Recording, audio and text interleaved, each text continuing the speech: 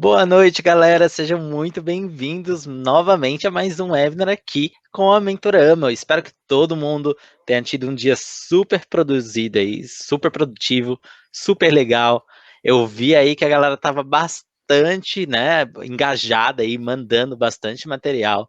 Parabéns para todo mundo desde já. É um prazer estar aqui com vocês hoje, né?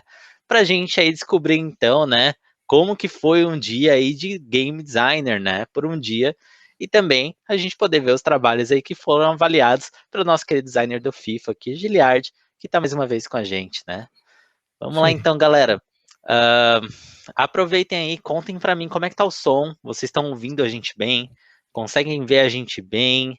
Vocês estão vendo os slides legais aí? Tá tudo ok? Maravilha, peguem papel e caneta, que hoje tem um conteúdo mega diferente aí para poder aprender, tá? Tem muita coisa bacana. E lembrando todo mundo aí, né, que para quem está participando aqui, sorriam, vocês estão sendo gravados. No final do webinar, vocês vão receber aí, né, até amanhã provavelmente, o link com a gravação que também vai estar no nosso canal do YouTube, tá? Para quem já conhece a gente, né, quem estava aqui com a gente ontem, né, nós somos da Mentorama, né, temos aí 4 direções de ensino, mais de 40 programas de ensino também, 3.000 alunos aí só no Brasil, né, muito mais do que isso, formato de treinamento exclusivo, garantia de qualidade, todo mundo que está aqui já conhece a gente, né, sem contar também que ainda a gente tem uma surpresa super especial para os participantes aí, então fica até o final, vai valer super a pena, tá bom? Nossos principais parceiros, né? Alguns aí de novo para vocês, como PicPay, Amazon, iOasis, Gazeus Games, Netflix, Hoplon, Nickelodeon, MyFarm e muitos mais, né? Que a gente acabou não trazendo aqui para vocês conhecerem, mas tem muito mais aí apoiando a gente. Para quem não me conhece, eu sou o Rafael, eu sou coordenador de alguns cursos aqui na Mentorama. E hoje, né, novamente aí trazendo para vocês o nosso queridíssimo convidado Giliard Lopes, que é Senior Game Designer na EA em Vancouver. E aí, Giliard, tudo bem? Tudo ótimo. Parece que foi ontem que a gente se falou aqui, né? Mas porque de fato foi muito, muito legal estar aqui de novo, Rafa. Obrigado mais uma vez pelo espaço e um dia para a gente ver o que essa galera aprontou e entregou na brincadeira de ser o game designer por um dia. Com certeza, ó, já tem o Estevam ali, comentou que conheceu você ontem aqui e já foi ali ouvir o podcast, já virou Legal. fã. Tem Aí, a ó, a galera galera botando lá, aí, ó. podcast na área, a galera que ouve o Exato. meu podcast, o podcast que toda semana eu lanço aí no podcast.com.br ou em todos os agregadores de podcast. Muito bom. Ouça um podcast depois aí, quem não ouviu ainda, vale super a pena. Isso aí. Então, Rafa, hoje a gente continua uma conversa bem legal que a gente teve ontem, né, onde nós vamos falar sobre alguns outros tópicos do game design para dar ainda mais ferramentas para os nossos, né, alunos, os nossos colegas, os nossos aspirantes a game designers poderem conhecer ainda mais do dia a dia e daquelas perguntas que a gente precisa responder enquanto designer de games. Mas claro que o que deve estar todo mundo esperando é lá no final, quando a gente vai mostrar os finalistas e anunciar os vencedores da nossa atividade do webinar intensivo aqui com a Mentorama hoje. Então vamos lá, vamos começar o trabalho. Como o Rafa falou, eu sou o Giliard Lopes, sou Senior Game Designer dos jogos da série FIFA, aqui na EA em Vancouver. São 4h04 da tarde de novo aqui, igualzinho ontem mesmo, a gente está no timing certinho, igual ontem, né, para a galera ter uma ideia, né, da diferença de fuso horário aí entre a gente. E eu queria então lembrar todo mundo, né? A gente já fez isso ontem, mas para a galera que estiver chegando pela primeira vez aí, estiver conhecendo o nosso trabalho, queria contar um pouquinho da minha ficha do personagem, montar a ficha do personagem para a gente falar um pouquinho sobre a minha carreira, né? Que eu acho que ela pode servir de inspiração para muitos dos desenvolvedores e designers que estão começando no Brasil. Porque eu, de fato, comecei na indústria do Brasil. Comecei aí no quintal de casa de muitos de vocês, no estado do Rio de Janeiro, cidade de Niterói, né? E lá eu fundei, junto com outros 2 colegas, a Paralelo Computação em 1998. Eu comecei muito cedo, com 16 anos, e já estava desenvolvendo meus games. E na Paralelo, né, foi um pequeno estúdio independente de tecnologia para jogos, nós desenvolvíamos engines de games, como hoje você tem os padrões de mercado, Unity 3D e Unreal Engine. Na época você tinha espaço para empresas pequenas como a nossa desenvolverem alguns engines bastante focados e licenciá-los para que outras empresas fizessem aplicações e jogos. Então foi nessa época que eu aprendi bastante sobre desenvolvimento de games, sobre computação gráfica, e foi um aprendizado assim, muito intenso, esses quase 7 anos que nós passamos juntos lá no estúdio. E a Paralelo Computação foi uma das pioneiras na indústria de games do Brasil, numa época onde realmente a gente tinha muito pouco, né, de muitos poucos desenvolvedores nessa indústria no Brasil. Hoje o panorama já é completamente diferente, onde você tem uma indústria em franco crescimento, muito aquecida, com muitos jogos de muita qualidade sendo desenvolvidos no Brasil, que é algo que eu tenho bastante orgulho, apesar de ter vindo para a indústria internacional já há muitos anos, mas estou sempre em contato com a comunidade que desenvolve os games no Brasil e sempre gosto de parabenizar, né, os nossos colegas desenvolvedores e gosto de interagir com eles também, mas parabenizá-los pela qualidade dos jogos que estão aparecendo na indústria nacional. Mas o panorama era bem diferente lá nos idos de 98 a 2005, e devido a essa dificuldade de conseguir um investimento para crescer a nossa empresa e poder daí passar a fazer projetos de jogos maiores, a gente acabou se separando, os nossos sócios, né? E cada um foi continuar crescendo na sua carreira numa direção diferente. Eu fui para a Hoplon, que é até uma das parceiras da Mentorama, né, uma empresa de games que existe até hoje, desenvolve vários projetos interessantes no Brasil, que é lá de Florianópolis, Santa Catarina. Então, me mudei para lá e trabalhei durante esses quase 3 anos aí, de 2006 a 2008, como produtor e game designer do Taekwondo, que foi um MMORPG de combate e exploração espacial. Ele era um dos maiores projetos de games feitos no Brasil, com certeza na época, e talvez até hoje ainda seja um dos maiores. E lá na Hoplon eu tive a oportunidade de ser o produtor do jogo inteiro e coordenar uma equipe de mais de 70 pessoas que trabalhavam nesse projeto. Um projeto importantíssimo para a indústria nacional, de onde saíram muitos desenvolvedores que hoje estão na indústria internacional. Muitos colegas meus daquela época da Hoplon hoje têm uma carreira fora do Brasil. E foi o meu caso também, pois em 2008, depois de ter tentado, vamos dizer, um pouco de tudo na indústria brasileira, ter tentado ter o meu próprio estúdio pequeno e tentar crescer, mas também ter trabalhado em um dos maiores do Brasil, eu senti que o caminho do crescimento a partir dali era realmente na indústria internacional, né? E eu comecei a mandar meu currículo para oportunidades fora do Brasil. Tenho uma planilha aqui com mais de 100 vagas para as quais eu mandei currículo na época fora do Brasil. Dessas 100, mais ou menos umas 10 sequer responderam por e-mail, fizeram um contato, e dessas 10 eu fiz entrevista com 3. Foi a Splash Damage, no Reino Unido, uma empresa que faz muitos jogos de tiro multiplayer. Eu conversei com eles por telefone, conversei com a Ubisoft Montreal. Na época eu não sabia, mas o projeto para o qual eles estavam contratando era o projeto do primeiro Assassin's Creed. Teria sido fantástico trabalhar com ele. Eles não podiam me falar nada, eles não podiam abrir, né, esse segredo para ninguém que estava sendo entrevistado, né? Mas quando eu soube que a proposta da Electronic Arts em Vancouver, que foi o terceiro time com o qual eu conversei, eu soube que essa proposta era para trabalhar no FIFA, ou seja, um casamento de 2 das minhas maiores paixões, que são os videogames e o futebol. Aí não teve jeito, né? Foi mais forte do que eu, quase, né? Essa proposta da EA foi muito tentadora. Vancouver é uma cidade fantástica para morar, e aí desde 2008, então, a EA me trouxe para cá, para Vancouver, para trabalhar como game designer da série FIFA no estúdio aqui da Electronic Arts. E já são aí, como vocês podem ver, 13 anos, vai completar em muito breve, agora em 2021, em que eu trabalho na EA como designer dos jogos da série FIFA.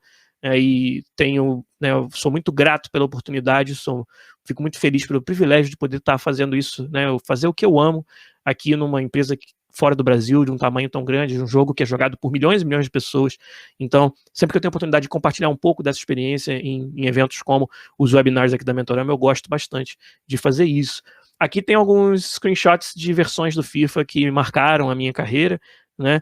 Do lado esquerdo ali você vê o Ronaldinho Gaúcho com a camisa do Milan. Esse aí foi o FIFA 2009, o primeiro projeto completo que eu desenvolvi dentro da EA, né? Então, Até dá para ver um pouco da diferença até gráfica, né? O quanto o jogo evoluiu daquela época para agora. E aqui do lado direito eu coloquei também um screenshot de um jogo que é muito querido para mim, que foi o jogo da Copa do Mundo 2014 no Brasil.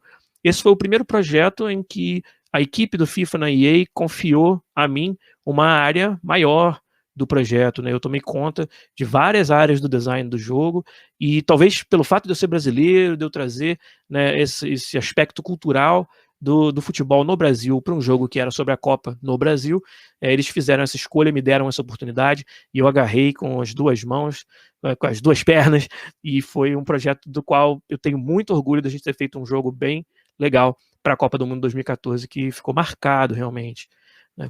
E aqui mais alguns screenshots dessa minha carreira no FIFA. No FIFA 16 foi o primeiro jogo em que nós trouxemos o futebol feminino, né? E aqui do lado esquerdo vocês veem um screenshot em que esse é um projeto do qual eu tenho realmente muito orgulho. A gente quase se emociona de falar dele porque a gente lembra do que significou e continua significando para as atletas estarem presentes no maior jogo de futebol do mundo, o jogo mais jogado, e ter o jogo FIFA dá esse tipo de respaldo e esse tipo de visibilidade para um lado do nosso esporte tão querido que muitas vezes é marginalizado, quase que não aparece, né? Certamente não tem nem de longe o mesmo destaque do futebol masculino. E no trabalho do desenvolvimento do FIFA 16 eu tive a oportunidade de fazer captura de movimento com as atletas, e ali no dia a dia do trabalho a gente acaba conhecendo um pouco mais delas e recebendo esse feedback de como era importante para elas sequer serem reconhecidas, né, pelo trabalho que fazem dentro da profissão e do esporte que elas escolheram, que elas amam, né, e ter o FIFA dando esse destaque foi algo que eu fiquei muito feliz e tenho muito orgulho de ter feito parte enquanto trabalhando aqui na EA. E aqui no lado direito, né, o jogo mais recente que nós lançamos, o FIFA 21, já para a nova geração dos videogames. Eu acho que esse screenshot ele mostra bem o salto gráfico que nós estamos dando para essa nova geração. E esse foi apenas o primeiro jogo FIFA na nova geração de consoles. Eu tenho certeza que o jogo que a gente está preparando, está quase saindo do forno aí mais para o final do ano, vai também surpreender muita gente em vários aspectos, inclusive na qualidade gráfica, né? E mais uma vez, ter esse privilégio de trabalhar numa série tão né, reconhecida, com milhões de jogadores o tempo todo, é algo que me enche de orgulho e que eu vejo como um privilégio que eu gosto sempre de compartilhar, sempre que eu posso, um pouquinho dessa experiência com a galera no Brasil. Mas não é isso sobre mim, né? A gente veio aqui para falar sobre game design, para ver uma continuação de alguns dos conceitos que a gente falou ontem durante a primeira parte do nosso intensivo de 2 dias. E ontem eu conversei com a galera sobre uma parte da proposta do seu jogo que é crucial para que você não só entenda melhor que jogo você está fazendo e para quem você está fazendo, mas também possa justificar por que esse jogo precisa existir e para que perfil de jogador ele está sendo feito. Então hoje nós vamos entrar mais a fundo nesse assunto, vamos estudar perfis de jogadores, o público-alvo dos nossos games, né? É muito importante para um game designer ser capaz de conhecer e fazer uma análise do mercado de games.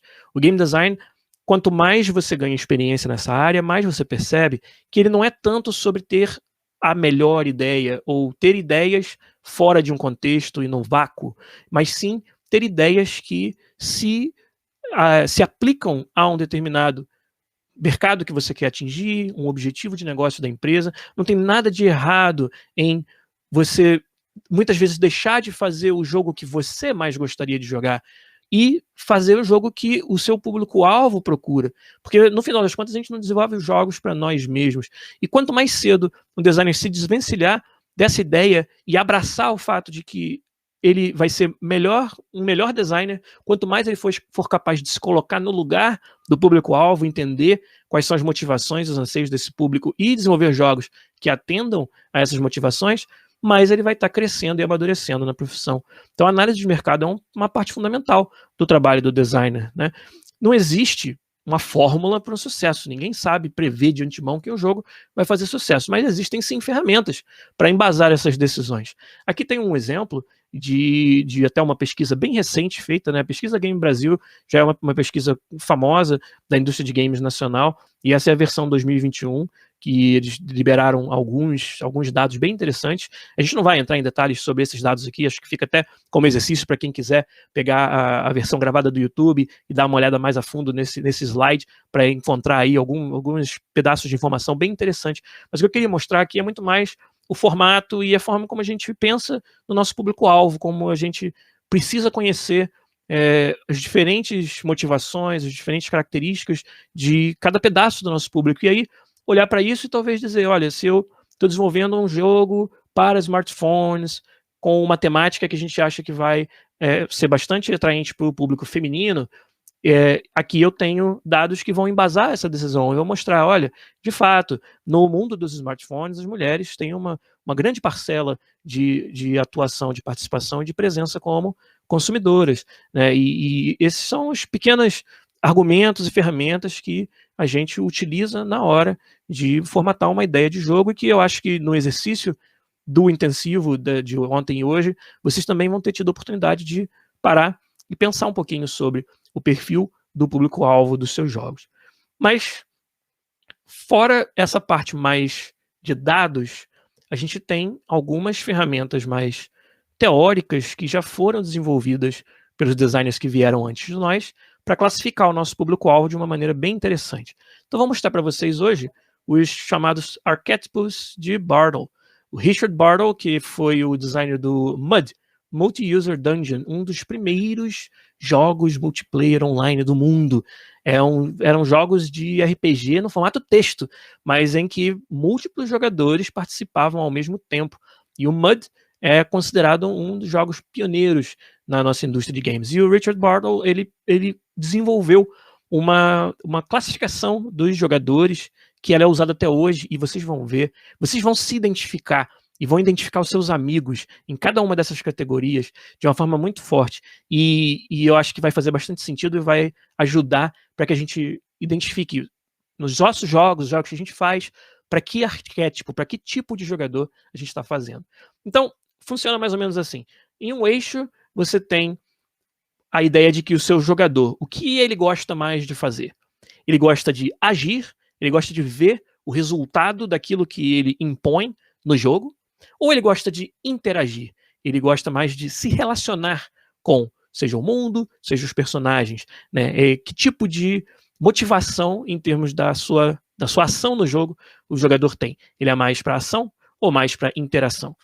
E no outro eixo a gente tem se o jogador gosta de agir ou interagir mais com outras pessoas ou com o ambiente de jogo, né? Então, se ele está mais interessado em combate, por exemplo, contra inimigos controlados pelo computador ou contra outros jogadores, o PvE ou o PvP, né? E várias outras nuances desse tipo de interação.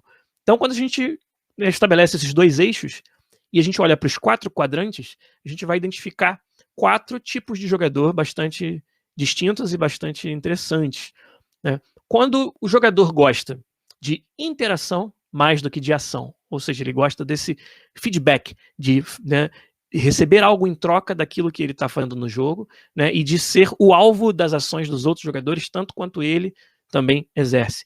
E ele faz isso com um interesse maior no ambiente do que nas pessoas. A gente chama esse tipo de jogador de um explorador ou uma exploradora, né? São jogadores que curtem bastante essa parte de conhecer o mundo do jogo, né?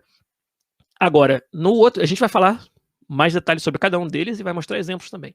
Mas já o jogador que também está interessado no ambiente do jogo, no mundo do jogo, mas ele é mais propenso à ação do que interação, a gente chama de conquistadores. Esses querem deixar a sua marca no mundo de jogo. Esses querem demonstrar que naquele ambiente eles, através das suas ações, das suas conquistas, são soberanos. E além disso, você tem do lado de interação com pessoas.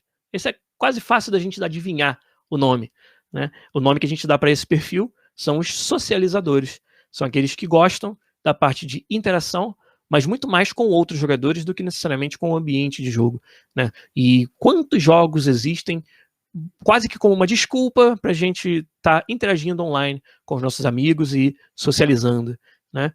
E agora vocês vão ter que adivinhar o que sobrou, Que nome vocês dão pro perfil de jogador que gosta da ação e gosta de fazer essa ação contra as outras pessoas, contra os outros jogadores? Falaram ali matador, assassino, falaram filho da... Não, isso aí eu não vou ler. Não, tô brincando. São que eu gosto, pelo menos, de chamar de predadores, mas em algumas outras obras são chamados também de assassinos ou matadores. São jogadores cuja motivação, cujo prazer no jogo é agir, né, exercer a sua influência, a sua força e fazer isso sobre os outros jogadores, sobre as outras pessoas. Então, são 4 arquétipos que não são mutuamente excludentes. Cada um de nós tem características de cada um deles. E dependendo do jogo, dependendo até do estado de espírito, tem hora que eu tô afim de uma experiência de ação, PVP contra outras pessoas, então eu tô no meu modo predador. E tem um outro dia que minha cabeça está em completamente outro estado, eu quero jogar um jogo mais contemplativo, talvez eu esteja no meu estado explorador. Então, não tem nada de errado com cada um de nós participar dos 4 arquétipos, mas para o game designer é bem importante você entender quais dessas motivações, e podem ser múltiplas delas ou apenas uma delas em cada jogo, mas quais dessas motivações você está pretendendo atingir e satisfazer com cada uma das features do seu jogo. Muitos jogos têm features que vão satisfazer múltiplas dessas motivações, dependendo, né, se eu estou na área PVP, na área PVE do jogo, se eu estou no hub onde não tem combate, só tem socialização, e aí eu vou para um outro lugar. Então tudo isso não é por acaso que os jogos têm todo esse apelo para diferentes perfis de jogadores, são diferentes partes do jogo que apelam para eles. Isso tudo é feito de forma consciente, planejada por um game designer que estudou os arquétipos e estudou os tipos de jogadores. Vamos falar um pouquinho mais sobre cada um dos arquétipos. Primeiro, os conquistadores. O Bartol até gosta de associá-los a naipes do baralho, né? Então, os conquistadores são os jogadores do naipe de ouros, que eles gostam, como o nome diz, das conquistas. São aqueles que se importam com ter o maior número de pontos, atingir o topo da leaderboard, né? Esse sistema de gamer score da Microsoft, dos videogames Xbox, ele tem um apelo muito grande para os jogadores que são do tipo conquistador. E lembrando, eles são aqueles que gostam da ação, só que com o ambiente de jogo ao invés das pessoas. Então eles gostam realmente de serem desafiados pelo jogo e mostrarem para o mundo inteiro, às vezes, que eles são o melhor, né, em passar aquele desafio, né? Aqui um exemplo de jogo que atende muito a esse anseio, né? Os MMORPGs, principalmente aqueles com um elemento PvE muito forte, como é o caso do World of Warcraft, que claro também tem um elemento PvP muito forte, mas são jogos que atendem bastante às motivações dos jogadores conquistadores. E claro, tem muitos outros que nem são multiplayer online que fazem muito isso também, né? O conquistador, ele está buscando a validação da sua habilidade, ele está buscando o melhor equipamento, o equipamento mais raro. Então, muitos desses jogadores vão passar horas e horas de jogo, às vezes, para conquistar itens que são apenas cosméticos. Mas se eles tiverem a oportunidade de mostrar esse item para todos os outros jogadores, ou ter uma leaderboard que mostra o quanto eles dedicaram seu tempo a essa conquista, isso é algo que fala profundamente para o jogador no perfil conquistador. O conquistador, ele é um acumulador, né, o hoarder, como a gente chama, né, ele gosta de juntar o máximo possível do máximo de recursos possível. A gente costuma brincar que o conquistador, se ele vê uma barrinha na tela, ele quer maximizar. Se ele vê um número, ele quer que seja o mais alto possível, não importa nem o que seja, né, porque essa é a motivação desse jogador, né? E não só maximizar, mas muitas vezes otimizar. O conquistador é o perfil de jogador que sempre quer resolver os problemas da forma a gastar o mínimo de recursos possível. E essa é uma motivação e uma forma de desafiar o jogador dentro do seu jogo muito poderosa, em que muitos jogos são feitos sobre essa premissa, de que você tem uma escassez de recursos, né? Um Resident Evil, por exemplo, e no modo mais difícil, você tem que fazer cada bala valer, né? Cada combate tem que ser resolvido de uma forma ótima, e isso apela muito para as motivações dos jogadores do perfil conquistador. Então, jogos com alto desafio, com uma fantasia de poder, onde você começa muito fraco e vai progredindo, e no final você está enfrentando, né, desafios monstruosos. Esses são os tipos de jogos que agradam bastante ao perfil conquistador. É legal que a galera já tá começando a se identificar ali, né? Sim, tô vendo, Meu Deus, sou eu em todos os jogos. Muito legal isso. Aproveitando, Giliard, o Felipe fez uma pergunta que eu achei bem legal, que ele perguntou, em relação de uma leaderboard de jogadores ainda entra no perfil no tipo de conquistador, porque é com outros players? E eu acredito que quando a leaderboard ela é assíncrona, ou seja, as conquistas elas não foram feitas contra esses outros jogadores, né? Mas sim, vamos dizer, uma leaderboard global de uma raid de um MMORPG. Ali você não brigou contra os outros jogadores para estar no topo, você brigou contra o ambiente, mas ainda assim era importante para você estar nesse topo. Essa é uma leaderboard que eu acho que caracteriza bastante os conquistadores. Já vamos dizer, um final de uma partida de um Battle Royale, onde todo mundo jogou contra todo mundo, e aí você tem a lista de vencedores, né, a lista ordenada de jogadores daquela partida, aí isso caracteriza muito mais como um anseio dos predadores, né? Então acho que acontecem esses dois dependendo do tipo de leaderboard que você está falando. Legal. E aproveitando o gancho aqui também, um jogo ele pode desenvolver esses arquétipos em fases diferentes? Sem dúvida nenhuma, tem jogos cujo endgame é PVP exclusivamente. Então você quer que o seu jogador se torne um predador ou se sinta confortável jogando contra outros jogadores. Mas para construir esse conforto, ele começa numa fase PVE.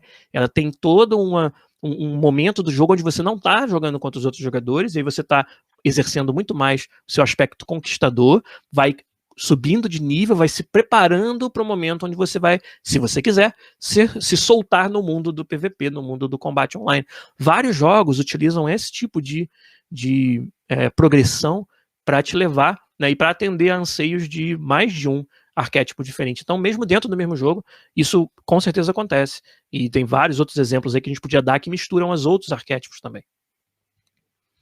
Legal, muito bom essa informação. Bora lá então continuar descobrindo. Beleza. Claro. Agora a gente vai falar um pouco sobre os exploradores. Eu sou bastante esse arquétipo, eu vou confessar para você. Os exploradores são os jogadores que estão interessados em conhecer os mundos dos jogos, na fantasia, na descoberta, ser surpreendido pelo jogo, né, poder explorar cada cantinho e poder dizer que, né, conseguiu explorar todo o conteúdo de um jogo, né? Uma característica muito forte do explorador é ser um que a gente chama de completionista. Ele gosta sempre de completar todos os objetivos, mesmo que sejam objetivos secundários à linha principal do jogo. Muitos de nós jogam os games e têm quase que uma obsessão por completar, por fazer todas as quests, né? E isso é uma característica do explorador. E os jogos que são os que mais têm um apelo bom para o perfil explorador, são aqueles que recompensam esse jogador pela sua exploração. Tem um cantinho que ninguém dava nada por ele na fase, mas o jogador que decidir ir até lá vai ter uma recompensa ali, vai ter um item escondido, e esse sentimento de que você não foi guiado para fazer aquela descoberta, mas ainda assim, pela sua curiosidade, acabou descobrindo e foi recompensado, ou seja, o designer previu que alguém ia chegar até ali e deixou ali um item que às vezes não tem nem valor, mas é muito mais para te mostrar que ele reconhece o seu trabalho, a sua criatividade, a sua vontade de debulhar o espaço de jogo o máximo que você puder. E isso é muito gostoso, isso é muito legal. Para quem tem o perfil do explorador, descobrir que tinha ali segredinhos que você quase que só você descobriu. É claro que não é só você. No mundo dos games a gente fala de milhões de jogadores jogando ao mesmo tempo, nunca, muito difícil vai ser algo único para você, mas ter esse sentimento, nem que seja por um momento, né, de que você foi recompensado por aquilo, é algo que é muito gostoso para os exploradores, né? E então jogos que tem uma forte imersão, que te ajudam a esquecer que você está jogando um game e te mergulham no mundo do jogo, eles são jogos que geralmente os exploradores apreciam mais. Jogos com história muito forte, muito cativante, jogos que tem momentos que vão criar memórias, que o explorador está justamente procurando durante aquela experiência de jogo gerar momentos memoráveis, que ele vai poder depois lembrar para si mesmo, contar para os colegas e dizer, por eu ter decidido explorar o mundo do jogo, eu fui recompensado com essa história, né, com essa cinemática linda que eu vi, né, e tudo isso. Então, os exploradores são um perfil muito comum, muito presente dentro dos jogos, né? Os exploradores, eles gostam de jogos que oferecem puzzles, soluções criativas. O explorador gosta de se sentir como que ele quebrou, né, ou resolveu o quebra-cabeça que o designer colocou para ele dentro do jogo. E isso é um motivador muito forte para vários dos jogos. Né? Aqui tem um exemplo de um dos melhores jogos já feitos, na verdade, na minha opinião, que é o Zelda Breath of the Wild da Nintendo, e que talvez a essência do explorador ele vem do trabalho do Shigeru Miyamoto, designer da Nintendo, que inventou a série Legend of Zelda lá no primeiro videogame Nintendinho, e desde esse primeiro jogo, a premissa do jogo já era de que você simplesmente ia se perder em um mundo estranho e iria explorar, ia descobrir os segredos e descobrir os caminhos para que você chegasse até o final, e essa é a grande motivação do jogo Zelda. E é incrível que todos esses anos depois, o mais novo jogo da série ainda te remeta a todos esses mesmos sentimentos, a todas essas mesmas emoções que o autor, né, pensou lá no começo. Então isso é muito interessante também. E aqui um outro exemplo, né, eu gosto de mostrar cenas de mapa quando a gente fala dos exploradores. Isso aqui é um exemplo do Cyberpunk 2077. Olha quantos ícones no mapa, né? Pro perfil do explorador, isso aqui é o paraíso. Você olha para isso e fala: eu não vou dormir enquanto eu não limpar esse mapa desses ícones, que cada um deles ali é uma pequena quest, algum item para você colecionar, né? E para muitos de nós que somos exploradores, estou já me incluindo nessa, o prazer está em você começar aqui e terminar com o mapa vazio, né? E enquanto não tiver vazio, a gente não para de jogar, né? Então, é mais um exemplo que eu gosto sempre de falar sobre essa motivação, como eu falei, do completionista, alguém que quer chegar até o final, né? Jogos como eu falei, com história muito forte, com um universo muito detalhado, jogos em que cada item que você pega, você lê a descrição do item e ali tem algo interessante que vai ajudar a explicar o mundo do jogo. O explorador adora esse tipo de conteúdo dentro dos games. Então, jogos de mundo aberto, action adventures, RPGs, são todos estilos de jogos, gêneros de jogos que apelam bastante para os exploradores. Um outro arquétipo agora para a gente falar, o arquétipo de copas, né, o coraçãozinho, são os socializadores, né? Os jogadores que utilizam os jogos muito mais como uma plataforma para se divertir com seus amigos, para interagir realmente com outras pessoas, e essa interação ela pode ainda ter um viés altamente competitivo, mas na cabeça do socializador, a competição ela nunca vai ser mais importante do que a diversão. Ela nunca vai ser mais importante do que você ter histórias memoráveis novamente, mas diferente do explorador, ele quer construir essas histórias através da interação com outros jogadores, né? São jogadores criando conteúdo para os outros jogadores através de partidas de jogo em que você vai ter histórias engraçadas, memoráveis para contar, né? E experiências com muita jogabilidade emergente, ou seja, que aquela interação entre jogadores gera momentos inusitados que o designer nem previu, mas que vão servir para que eles contem história para o resto da vida, são os jogos que mais apelam para os socializadores. A gente tem um exemplo aí que ficou muito, muito famoso, né, durante a pandemia, de um jogo que explodiu na nossa indústria, que foi o Among Us, que ele encapsula bastante desse sentimento da socialização que os jogos trazem. Ele é quase que um party game, né? Ele é parecido com um jogo que você jogaria numa festa, né, ou num bar, ou com seus amigos ali, fisicamente mesmo, né? E agora na pandemia, como a gente não pode estar fazendo nada disso, o Among Us, o Fall Guys, foram jogos que apareceram com esse apelo de socialização, e os socializadores talvez foram os jogadores que mais sofreram durante a pandemia, porque naturalmente se você... Quer dizer, eu não digo que para todo mundo isso vale, mas para muitos de nós que gostam de socializar nos jogos, gostam de socializar fora dos jogos também. E agora a gente não pode mais fazer isso. Então, o aspecto de socialização dentro dos games ganhou toda uma outra importância durante essa pandemia, realmente. E isso é muito legal para quem desenvolve os games, ver que os jogos podem ter esse papel também, né? E aqui um outro exemplo, né, de uma motivação que a gente identificou, né? Isso aí é o modo de futebol de rua do FIFA, que estreou no FIFA 20, que é o Volta Futebol.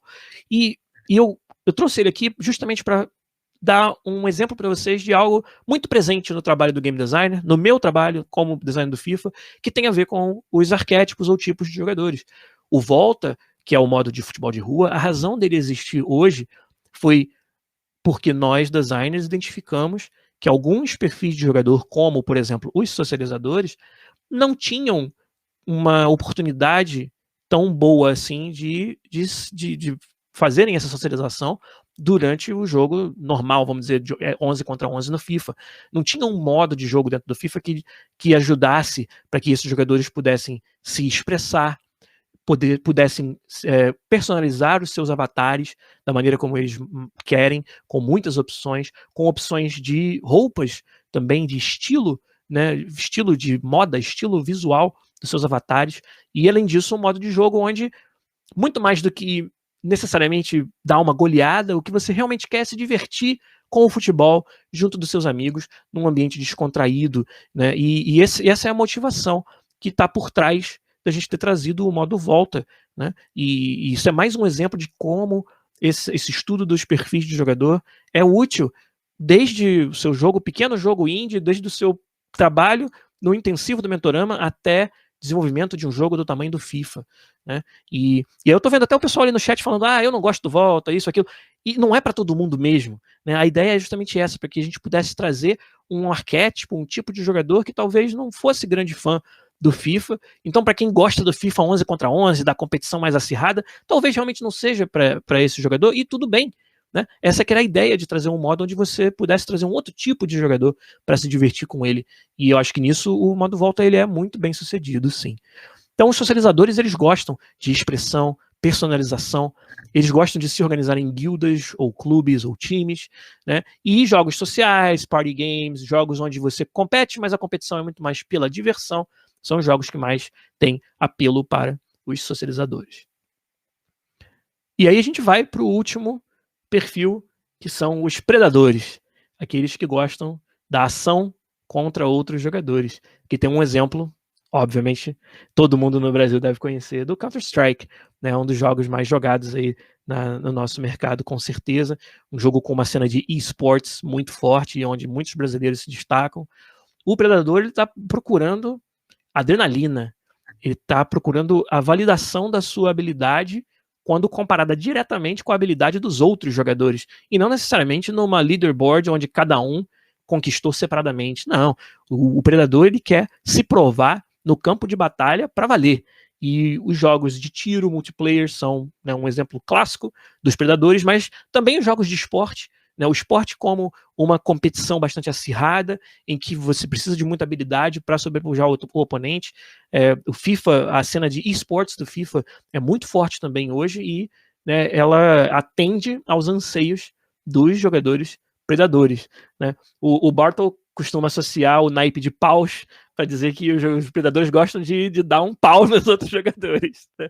E é bem essa que é a motivação, mas apesar de a gente até, quando fala sobre isso, por isso que eu não gosto do nome assassinos ou matadores para esse perfil, eu acho que predadores ele representa um pouco melhor, porque a gente tem a tendência até de olhar para esse perfil com, né, um certo, não sei, um preconceito, ou achar que é um tipo de jogador que joga os games para humilhar os outros, né, para sacanear os outros jogadores, e eu acho que a gente tem que ter muito cuidado na hora de fazer essa redução, porque esse instinto de competição e um instinto predador é algo que, quando você tem um jogo com um ambiente saudável, ele ainda é muito gostoso de jogar para vários de nós. Essa competição é muito saudável, né? Eu acho que é nosso papel enquanto desenvolvedores fazer com que os nossos jogos tenham ambientes que sejam saudáveis, que sejam propícios para que os jogadores não se sintam humilhados na derrota e, pelo contrário, se sintam motivados a tentar de novo e que tenham um feedback positivo desse processo de ganhar e perder partidas, que eu acho tão importante dentro dos jogos, né?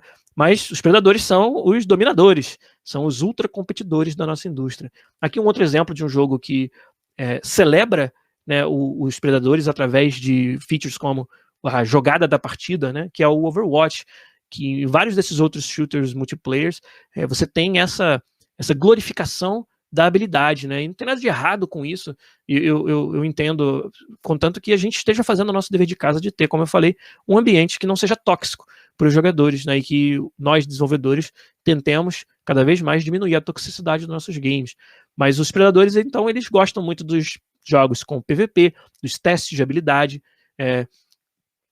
jogos como os jogos de ação, os shooters multiplayer, jogos de esporte competitivo, são os jogos que mais apelam para o perfil dos predadores.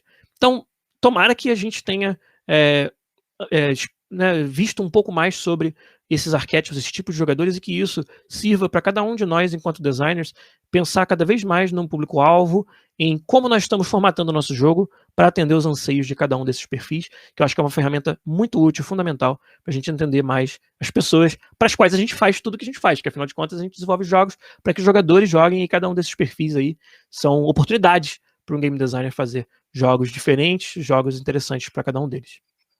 Com certeza, eu tô adorando essa parte aí, né? Eu tenho Legal. certeza que a galera também tá gostando bastante, né? Muita gente se identificou muito aí.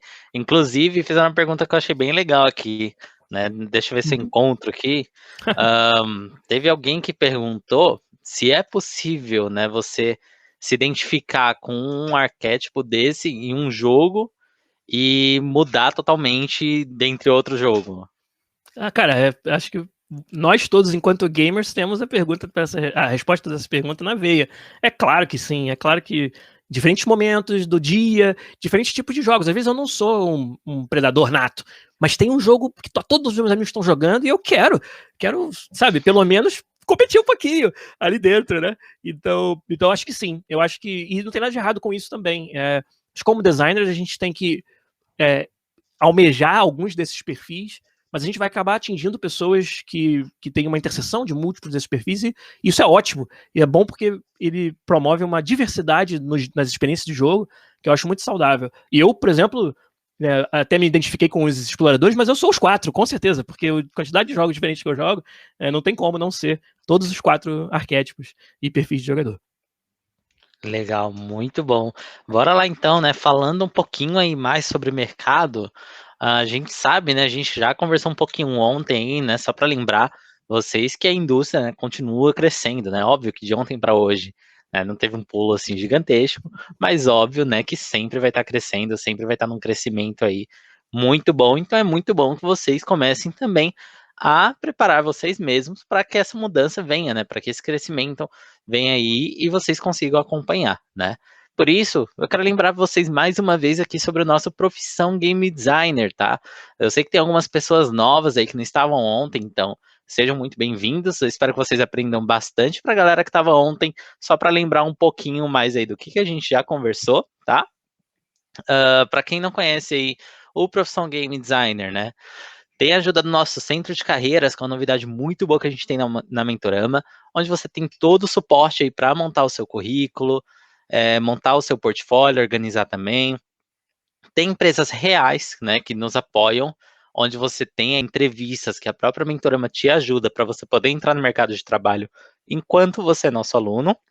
Além disso, workshops aí com especialistas na área e consultorias individuais sobre carreira, né? Justamente para conhecer aí você mais a fundo e realmente te direcionar aí para o lugar certo, para onde você precisa ser encaixado aí no mercado de trabalho, né? Óbvio, também temos mentores aí que são inseridos no mercado, né? Como o próprio Giliard, que está aqui com a gente hoje. Vocês estão vendo a fotinho dele aí também no slide, né? Que está aí no mercado aí desde 2008, né? Cuidando aí da série FIFA na EA, lá em Vancouver. Tem também o Vitor, que está aí super parceiro da gente, né? Que é Publishing Manager na Kiris. Tem também o Giovanni, o Caio, o Carlos. Tem também o Denis, Rodrigo, o Arthur. É um time gigantesco aí que, né, continua crescendo, né? Para quem estava aí alguns webinars atrás, deve ter percebido, né, que o nosso time vem crescendo, então é muito legal isso, né? Também os meninos aí, né, os nossos profissionais, como o Gabriel, o Luciano, o Marcel, aí que tem uma experiência muito boa também, né? Vocês estão vendo aqui alguns dos trabalhos que eles realizaram, né? E na plataforma, né, para vocês conhecerem um pouco melhor como funciona, né? Você assiste as aulas online, faz as atividades, tem a mentoria individual, onde você pode tirar todas as suas dúvidas na nossa plataforma do Discord. Tem a nossa plataforma aí de estudos para vocês conhecerem, onde vocês assistem todos os vídeos aula, entregam as atividades, as tarefas de casa que vocês realizam aí no final de cada módulo também. Aqui, por exemplo, um trabalho aí de aluno para vocês conhecerem, que foi realizado no nosso curso de Game Designer. Tem também o nosso serviço de atendimento, que começa desde aqui, com os meninos que estão aí no chat, tirando a dúvida de vocês, comigo também, aqui com o próprio Giliard, né? Então a gente está sempre pronto para responder vocês, tirar qualquer dúvida aí que vocês tenham ao longo do caminho, tá bom? Além disso, né, tem a comunidade que é super importante, né? Muito bom a gente ter aí vínculos, né? Conhecer pessoas, fazer o nosso networking e aprender muito mais aí, né? Para no futuro, quem sabe, você não tenha aí sua própria equipe, né? Que você desenvolveu durante o próprio curso ou algum outro tipo de networking que você esteja fazendo. Então é muito legal que você tenha essa comunidade disponível aí, que está crescendo também cada vez mais, né? Como eu mencionei para vocês, só na Mentorama nós temos aí mais de 3.000 alunos, então tem muita gente para vocês conhecerem, tá bom? A partir de agora vai aparecer um botão aqui em cima, então clica, deixa o nome, telefone e e-mail para vocês aproveitarem aí a nossa oferta, tá? Lembrando que quem já preencheu ontem não precisa preencher hoje, tá? A gente já está em contato com vocês, ou vamos entrar em contato aí o mais breve possível, não se preocupem, tá bom? Então aproveitem essa oportunidade maravilhosa aí, deixem o nome, telefone e e-mail, que os nossos consultores de carreira vão conversar com vocês, explicar todos os detalhes. Quem tem interesse aí não só no profissão game designer, mas de repente quer aprender aí a parte de artista 3D, modelagem, animação, quer aprender Unreal também, onde você tem a oportunidade de também aprender Blueprints, C++, quer mexer aí com outra engine, a gente também tem Unity, né? Quem sabe você não se torna um profissional aí do C Sharp, a gente tem muita coisa disponível aí para vocês, não só na área de games, mas também na área de design, marketing e programação, com muitas outras linguagens disponíveis aí para vocês, tá? Falando um pouquinho mais de profissão game designer, né? O que que tem no nosso conteúdo? Vocês vão aprender Photoshop, vocês vão aprender também o game design para iniciantes, tem também a parte Pro, com mais 13 módulos aí, são 25 módulos só de game design, muita coisa aí para vocês aprenderem.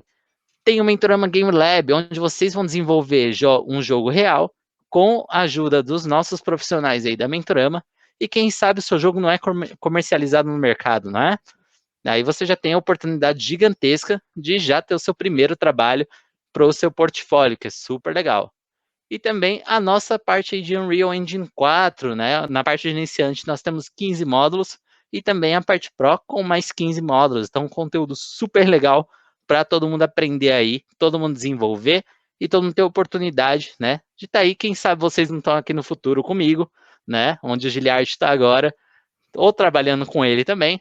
A Exato. oportunidade está começando aqui para vocês, tá bom?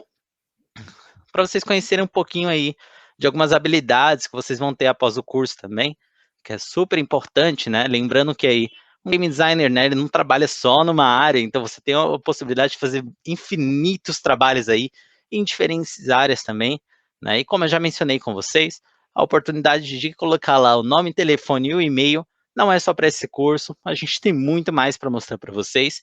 Então aproveitem, vai ser super legal conversar com os nossos consultores de carreira, tá bom? Sem contar também os privilégios, né, que vocês têm aqui na Mentorama, onde vocês têm 4 orientações por ano sobre a carreira escolhida, 6 workshops diferentes ao longo do ano, laboratórios aceleradores e também as consultas ao vivo com os nossos mentores que acontecem regularmente e também, né, o nosso suporte que está disponível lá na plataforma do Discord, exclusivo para vocês que são alunos da Mentorama, tá? Lembrando de novo aí também o nosso querido Centro de Carreiras, onde você tem todo o suporte para montar seu currículo, montar o seu portfólio também, deixar tudo organizado, tudo certinho. Tem o treinamento aí, né, para entrevistas.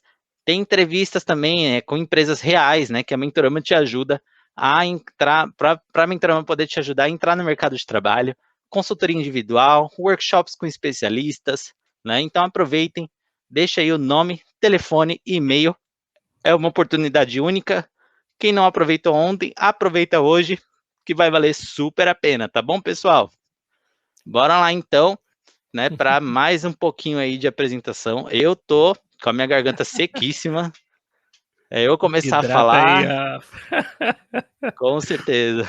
Hidrata aí, meu amigo, e deixa comigo então, que agora vou falar rapidinho. Eu sei que tá todo mundo muito ansioso para ver os destaques dos trabalhos que foram feitos de ontem para hoje, e a gente vai mostrar eles para vocês já já.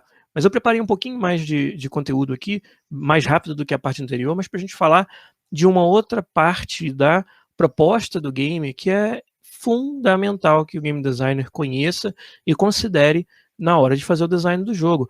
E para muitos de nós que começamos essa carreira com toda essa paixão em fazer os jogos que a gente ama, né, os jogos que a gente adoraria jogar, para muitos de nós a gente acaba não pensando no primeiro momento sobre o modelo de negócio do game. Mas conforme a gente vai amadurecendo na indústria e na área de game design, a gente vai vendo o quão importante é estar atento a como o nosso jogo vai fazer dinheiro. Os jogos são um negócio e o que a gente quer na nossa carreira não é fazer um jogo, e sim ter uma continuidade, uma longevidade na carreira.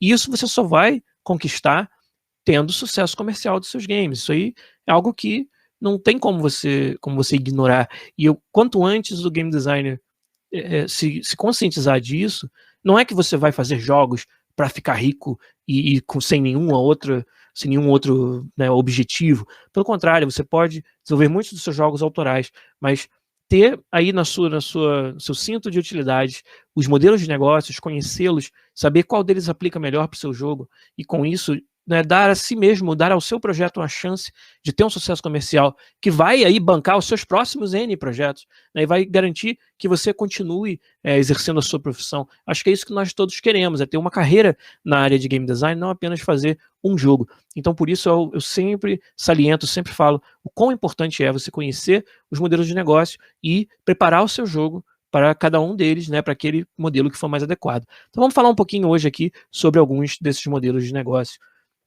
O primeiro, né, o modelo clássico, aquele que, né, até alguns anos atrás era a única forma de você comercializar o seu jogo, que é a venda direta. Ou seja, o seu jogo ele é visto como um produto. Você desenvolve aquele produto, você termina o ciclo de desenvolvimento, você lança esse produto no mercado, numa loja, e os jogadores pagam por esse produto antes de poder usufruir do produto, né? Então, esse é um modelo, como eu falei, clássico, desde os videogames de antigamente, né, até hoje você tem, obviamente, muitos jogos que você compra dessa maneira. Chega lá na loja, leva uma caixinha para casa, ou, no caso de hoje em dia, claro, também tem muita venda digital, a venda onde que você não tem um produto físico na sua mão, mas faz o download do jogo, né? Esse tipo de jogo é aquele em que o seu consumidor, o seu jogador, ele já pagou antes de começar a jogar. Então é um tipo de venda, né, um tipo de modelo de negócio onde é muito importante que você consiga se destacar no mercado, que você consiga chamar a atenção para o seu jogo no momento em que é lançado, porque os jogadores eles não vão ter uma oportunidade, a não ser que você faça um demo, um trial do seu jogo, eles não vão ter uma oportunidade de experimentar antes de pagar. Então é um modelo, né, bastante comum, ainda presente em praticamente todos os jogos AAA da indústria são no modelo de venda direta, né? Muitos deles vieram incorporando conteúdo baixável, DLC, ao longo do tempo, e outros tipos de microtransações, que a gente vai falar já já, mas a receita predominante de muitos dos jogos de maior sucesso ainda é através da venda direta, né? Uma característica que você tem que considerar enquanto game designer e montando esse modelo de negócio é que na venda direta você vai ter muitos intermediários, né? Então seu jogo, ele vai, para chegar até as mãos do jogador, ele pode ter que passar, dependendo do caso, por a manufatura do disco, a distribuição desse disco para as lojas, aí o disco vai para a prateleira das lojas e a pessoa passa na loja, vê o jogo na prateleira, caramba, saiu o novo FIFA, vou lá e vou comprar. Então tem todo um processo que tem intermediários entre quem desenvolveu o game e a pessoa que comprou lá no final. E é claro que em cada uma dessas fases, a receita que entra para o desenvolvedor é menor, né? Se alguém pagou $60 por o jogo lá no final, na loja, vai ficar uma porcentagem com a loja, uma porcentagem com o distribuidor, uma porcentagem com o publisher, e aí vem a porcentagem que fica para o desenvolvedor.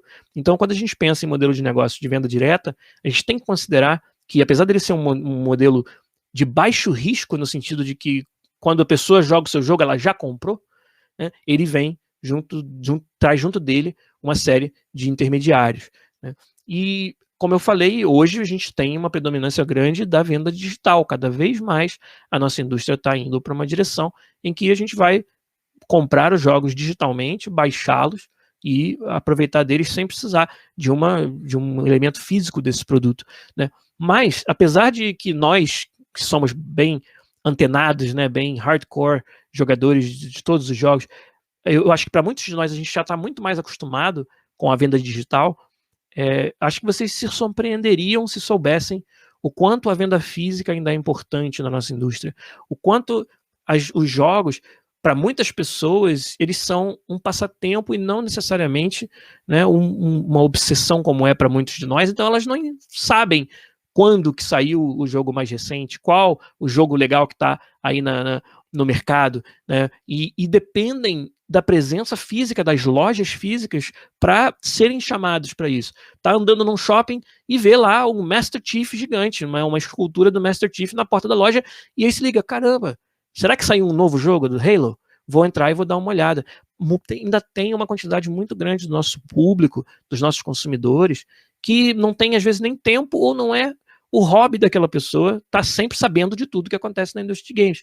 E para esses consumidores, que como eu falei, acho que vocês se surpreenderiam se soubessem quantos desses ainda existem, e é um número bem grande, para eles ainda é importantíssima a nossa presença nas lojas físicas, e é por isso que eu acho que esse modelo ele não morreu ainda, e não acho que vai morrer tão cedo. Acho que ele vai ser complementado por vários outros modelos de negócio que estão em amplo crescimento, né, dentro da nossa indústria. Como, por exemplo, né, um modelo que, na verdade, não é nem novidade para ninguém a essa altura, que é o modelo free-to-play, ou grátis para jogar. Né? Significa que, nesse modelo, o seu consumidor não vai precisar pagar antecipadamente para conhecer o jogo, para começar a jogar. E é claro que você, como desenvolvedor, vai precisar de outras formas de ganhar receita através desse jogo. Quando você desenvolve um jogo free-to-play, e isso aqui é uma parte que é muito importante para o designer, você está sempre pensando em métricas de como seus jogadores estão chegando até o seu jogo. E a gente costuma falar em aquisição, ou seja, o jogo é grátis, mas a pessoa precisa saber que o jogo existe. E tem milhões de jogos grátis no mercado. Como você vai fazer para adquirir a atenção daquele consumidor? Como você vai fazer para adquirir jogadores, trazê-los para baixarem e testarem o seu jogo free-to-play? Então, a gente tem métricas que mostram quantos jogadores novos estão baixando pela primeira vez o jogo. Essa é uma métrica de aquisição. E você, como designer, vai fazer várias ações dentro do jogo para facilitar essa aquisição de novos jogadores. A retenção é você manter o jogador jogando o seu game. Que uma característica do free-to-play também é que, como ele é grátis para baixar, ele é muito fácil de você largar, de você deixar de jogar. Porque você não pagou nada pelo jogo mesmo. Então, e para muitos jogos free-to-play, aqueles primeiros minutos, às vezes segundos de experiência, são fundamentais para reter o seu jogador, segurar o seu jogador dentro do seu jogo, mostrar para ele rapidamente o que tem de divertido no jogo. Vocês podem ver que muitos jogos free-to-play têm essa característica de que quando você roda pela primeira vez, ele já te mostra uma fase muito legal, uma mecânica muito maneira, um personagem já com um poder muito bom, para que você sinta o que é a graça de jogar aquele jogo. E aí depois ele vai te apresentar uma progressão da qual você começa de novo do zero e vai, né, progredindo pelo jogo. Mas é muito importante dar uma primeira impressão muito positiva, porque, como eu falei, pelo jogo ser grátis, ele também é muito fácil de jogar fora e pegar o próximo. E você não quer que isso aconteça no seu game. Então o designer tem todo um trabalho dessa experiência inicial do usuário que é muito detalhado e tem que dar uma atenção muito grande para esses primeiros minutos de jogo no modelo free-to-play. E é claro que a próxima fase, agora que você já trouxe seu jogador para dentro do jogo e já garantiu que ele vai ficar dentro do jogo, que ele está interessado em continuar jogando, você tem que, de alguma maneira, gerar receita a partir desse jogador que está jogando. É o que a gente chama de monetização. E ela tem várias formas de acontecer. Uma das mais comuns são as microtransações. Ou seja, ao invés do jogador pagar os $60 lá no começo para comprar o jogo, ele vai pagando talvez 50 centavos, $1 em pequenas transações que podem dar para ele itens cosméticos ou até itens que destravam partes do jogo, que dão algum tipo de jogabilidade ou recurso diferenciado. Né? Muitos jogos free-to-play têm essa característica de que você pode avançar até um determinado ponto e aí depois você tem que esperar recuperar energia, vamos dizer, ou fazer uma pequena microtransação ali para recuperar sua energia instantaneamente e continuar jogando. Né? Então nós, designers, eu acho que nós ainda estamos aprendendo quais são os melhores modelos de realizar microtransações dentro dos nossos jogos que sejam que não atrapalhem a experiência de jogo, né? E a gente está evoluindo esse modelo até hoje ainda e vamos continuar evoluindo com certeza. Vale a pena monetizar no primeiro jogo que a gente cria? Olha, essa é uma outra pergunta muito relevante, na verdade, porque para muitos estúdios, o modelo que funciona é fazer vários pequenos jogos para sentir qual deles vai chamar a atenção do público e aí investir nesse. E aí sim colocar as opções de monetização dentro daquele jogo. Né? Esse é o que a gente chama de modelo hipercasual. Né? E tem algumas empresas no Brasil, como a Easy Play, que é um estúdio de bastante sucesso no modelo hipercasual, que faz exatamente isso. Lança vários jogos diferentes, com temáticas diferentes, vê qual que é a mecânica que vai reter mais seus usuários, e aí investe naquele, em trazer mais fases e trazer modelos de monetização em cima. Né? Então, acho que essa é uma pergunta bastante interessante, que, né, tem uma resposta diferente para cada caso, para cada modelo de negócio diferente, mas que eu já vi, por exemplo, empresas fazerem esse tipo de, né, de quase que sentir o mercado, e aí aquela direção que os jogadores estiverem indo é onde a empresa se concentra. Isso acontece. Legal, muito bom. Galera, só relembrando aí para vocês, a gente tem esse botão de interrogação no chat, que é muito legal vocês usarem para a gente justamente fazendo essas perguntas, ou deixar algumas perguntas também para o nosso Q&A no final, igual a gente fez ontem, tá bom? Então usem aí, né, especificamente para perguntas, né, o máximo possível, justamente para o nosso time aqui poder filtrar tudo certinho e separar aí para a gente poder visualizar bem melhor aqui as perguntas também, tá bom?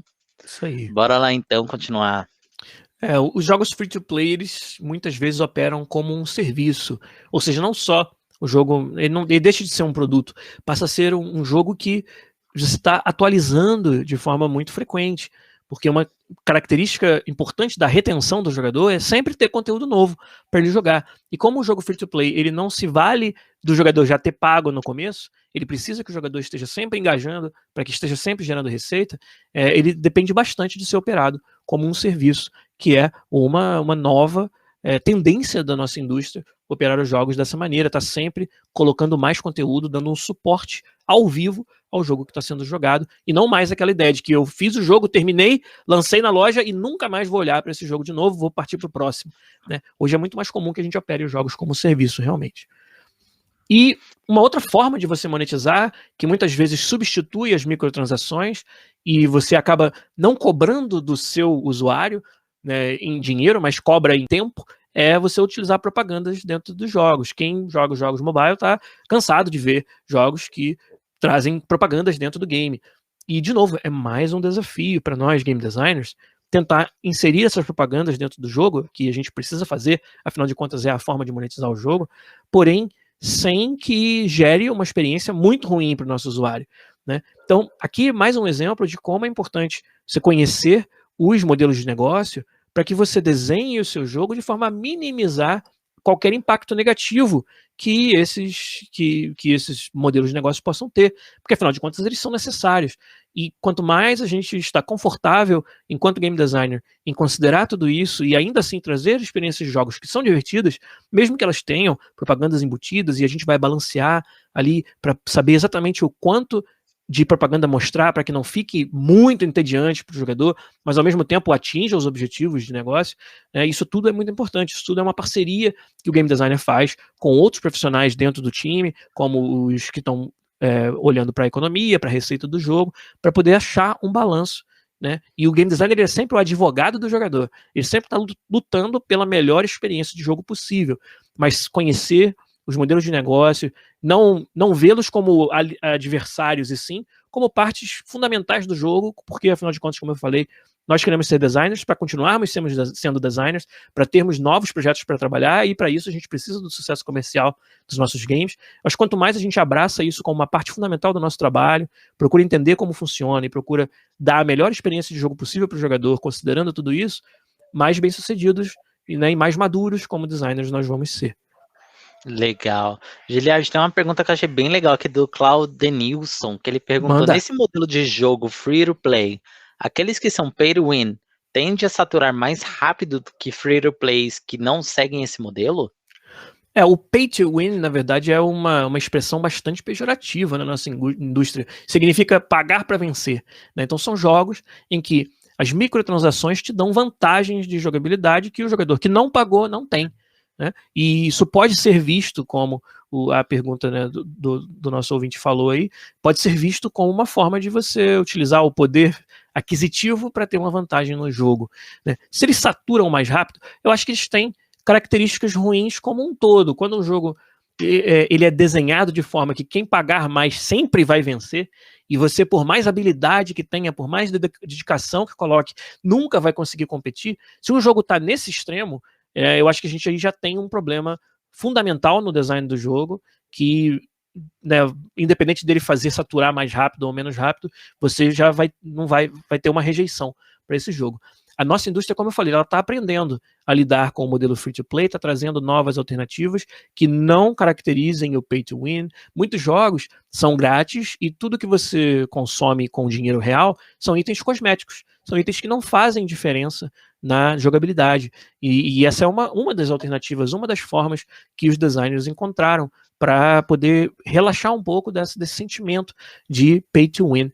Então, eu diria que não é questão de que satura mais rápido ou menos rápido, acho que o pay-to-win é algo que a gente tem que evitar, né, e desenhar o nosso jogo para que ele não tenha essa característica o máximo possível, né, mas ao mesmo tempo oferecer coisas que os jogadores possam comprar que tenha valor para eles. Muitas vezes esses itens de valor são itens que não influenciam no gameplay. E quando é assim, eu acho que é bastante saudável e é um modelo muito legal de free-to-play que hoje funciona muito bem no mercado. Aproveitando também o Breno, ele falando, né, justamente sobre isso, ele perguntou: Giliard, você acha que um jogo free-to-play pode ser monetizado apenas com microtransações cosméticas e ser rentável em empresas pequenas? Por que, na sua opinião, tantas empresas mobile fazem o oposto e optam pelo pay-to-win? É mais viável? Sim, é uma excelente pergunta. Quando você tem transações só para itens cosméticos, e não tem nenhuma vantagem de jogabilidade, é claro que o apelo para você gastar é muito menor, né? O apelo para gastar vai ser daqueles jogadores mais comprometidos, mais hardcore, que jogam tanto que eles querem ter uma skin para se destacar no jogo.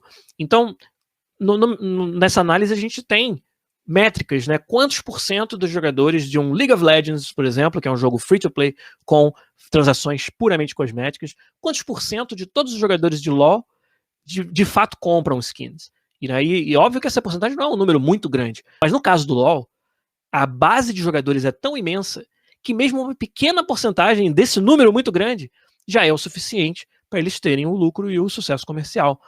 É isso que dificulta para os jogos menores terem sucesso com as transações cosméticas, porque eles não teriam essa mesma massa crítica gigante de jogadores para que, mesmo que 0,001% gastem, esse 0,001% ainda é um número grande, porque o seu todo é muito maior.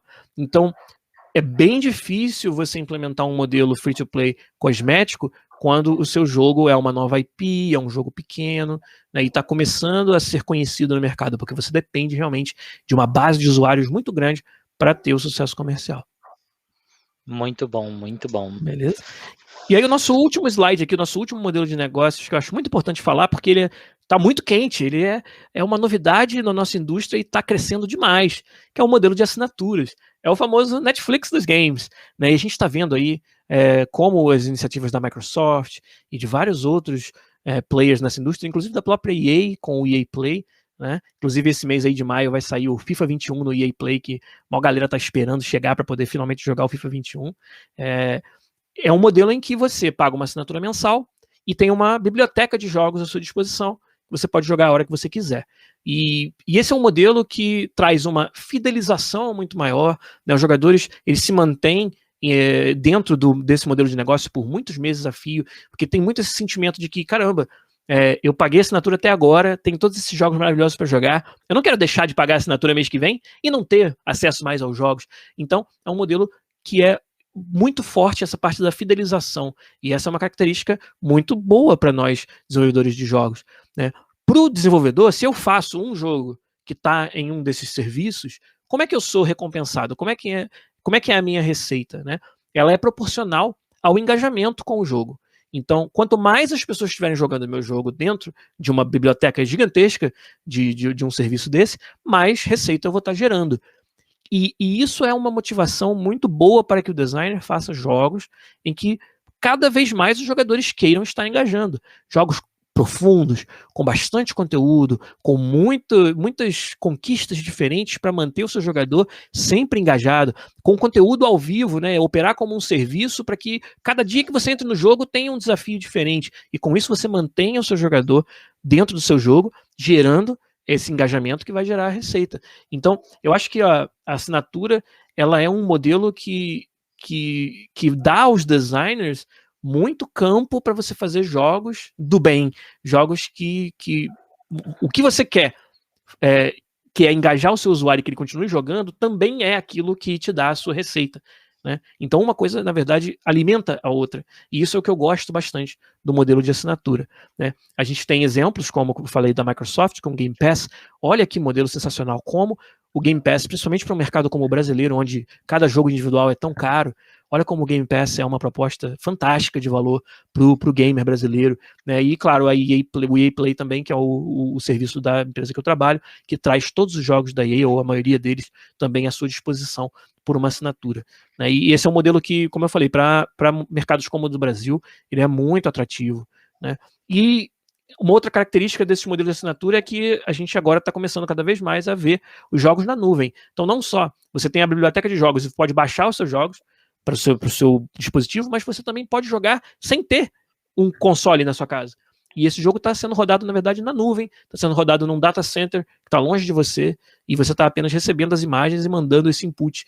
Né? Então é o caso do Google Stadia e de serviços como o Amazon Luna e vários outros aí que já foram anunciados, né, que a gente está vendo uma tendência cada vez maior para que os jogos tirem essa barreira de ter que comprar o console, ter que comprar o PC, e você possa, com qualquer dispositivo que você às vezes já até tem em casa, poder jogar os melhores jogos do mercado.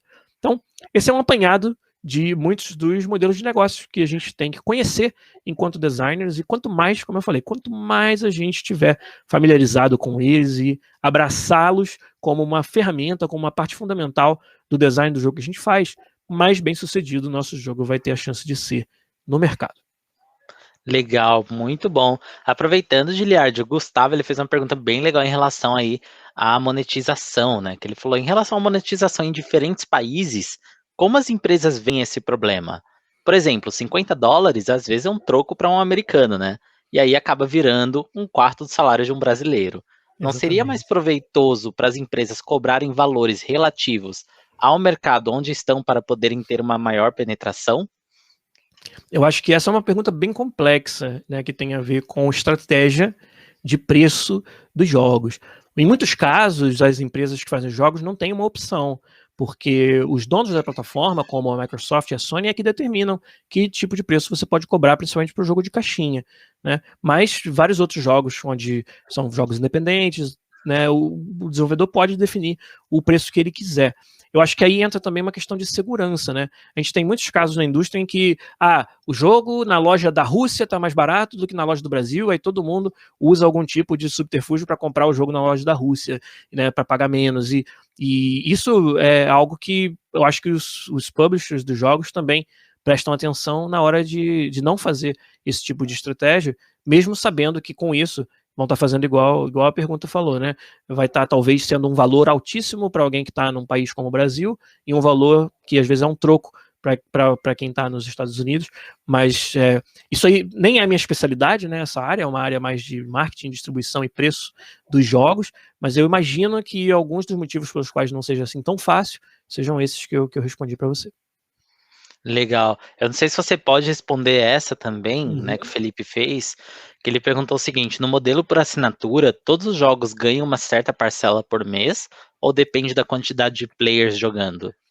Esse é um modelo muito novo, então acontece de tudo ainda na indústria, a gente ainda está conhecendo as formas de divisão dessa receita. Então, eu conheço casos em que um acordo é feito entre o desenvolvedor do jogo, digamos que eu seja o dono de um jogo muito popular, e a Microsoft quer colocar aquele jogo no Game Pass. Então, é um contrato entre a Microsoft e o distribuidor do jogo, ou o publisher do jogo, que pode envolver um valor fixo por mês, um valor mínimo, né, por mês. Olha, eu te dou no mínimo isso, e se tiver mais engajamento, você ganha além. Né? Ou pode ser um valor que é só o engajamento. Se ninguém jogar, você não ganha nada. Né? E para outros jogos de menor porte, que não tem tanto poder de negociação, de barganha, talvez esse seja o único modelo. Mas a gente está evoluindo, na verdade, essa forma de recompensar os desenvolvedores no modelo de assinatura. E no momento é um pouco assim, né, oeste selvagem, né? Tem todos os tipos de acordo, dependendo dos contratos que são feitos com as empresas. Mas todos eles têm pelo menos alguma parcela que é proporcional ao quanto os jogadores estão jogando, proporcional ao engajamento. E isso eu acho que é muito bom para os desenvolvedores. Legal, muito bom.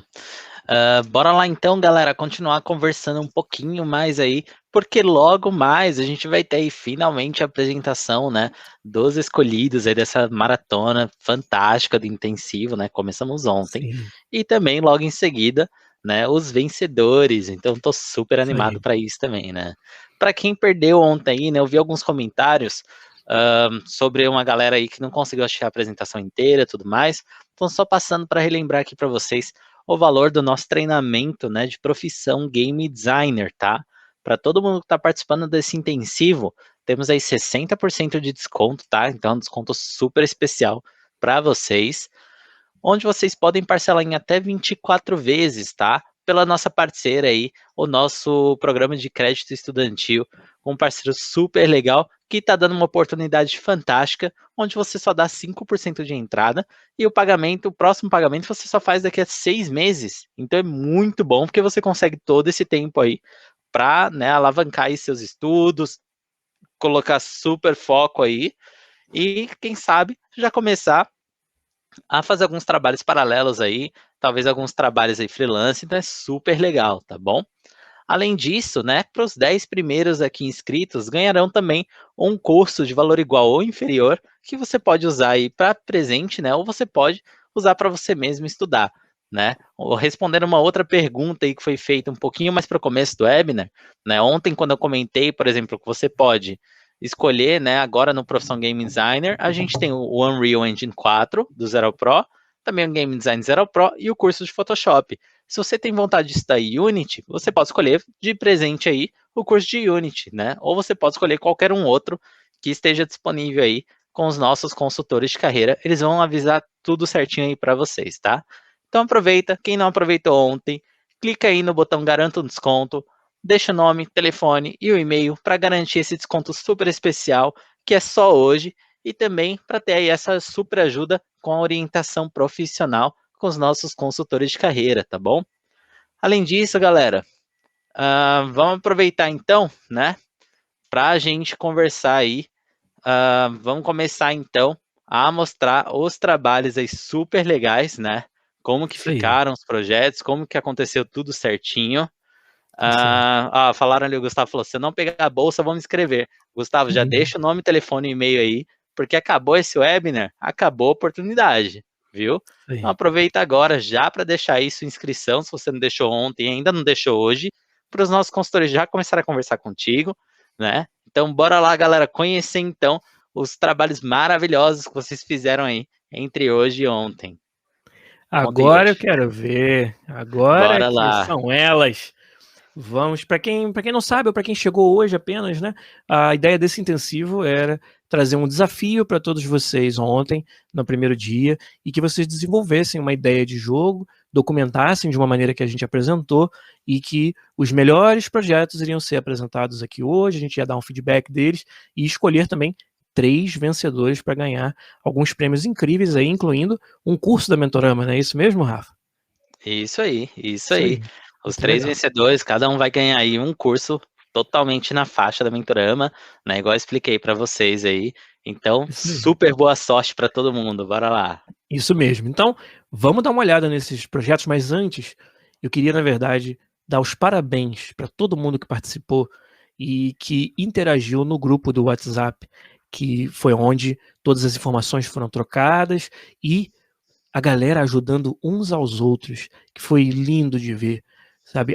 Isso reforça cada vez mais como a comunidade de desenvolvimento de games é algo fantástico e é um recurso que todos nós que estamos aprendendo, começando nessa área, devemos usar. Olha como são generosos os desenvolvedores de games, os aspirantes, todo mundo que participou, que está todo mundo disputando uns com os outros, todo mundo quer, estar entre os 3 melhores, mas ainda assim, o que a gente viu durante esse dia super intenso de trabalho nesses projetos foi a galera se ajudando, né, se apoiando no grupo do WhatsApp, todo mundo entendendo que estamos todos juntos nessa, todos nós queremos ter sucesso e para todos nós tem espaço para ter sucesso na indústria de games. Então eu queria dar uns parabéns para todos vocês que participaram da atividade, que ajudaram uns aos outros, que trocaram ideia. Foi muito, muito legal de ver. A equipe toda da Mentorama aqui, o Rafa e eu, estamos muito felizes de ver esse resultado e ver como vocês interagiram para chegar lá.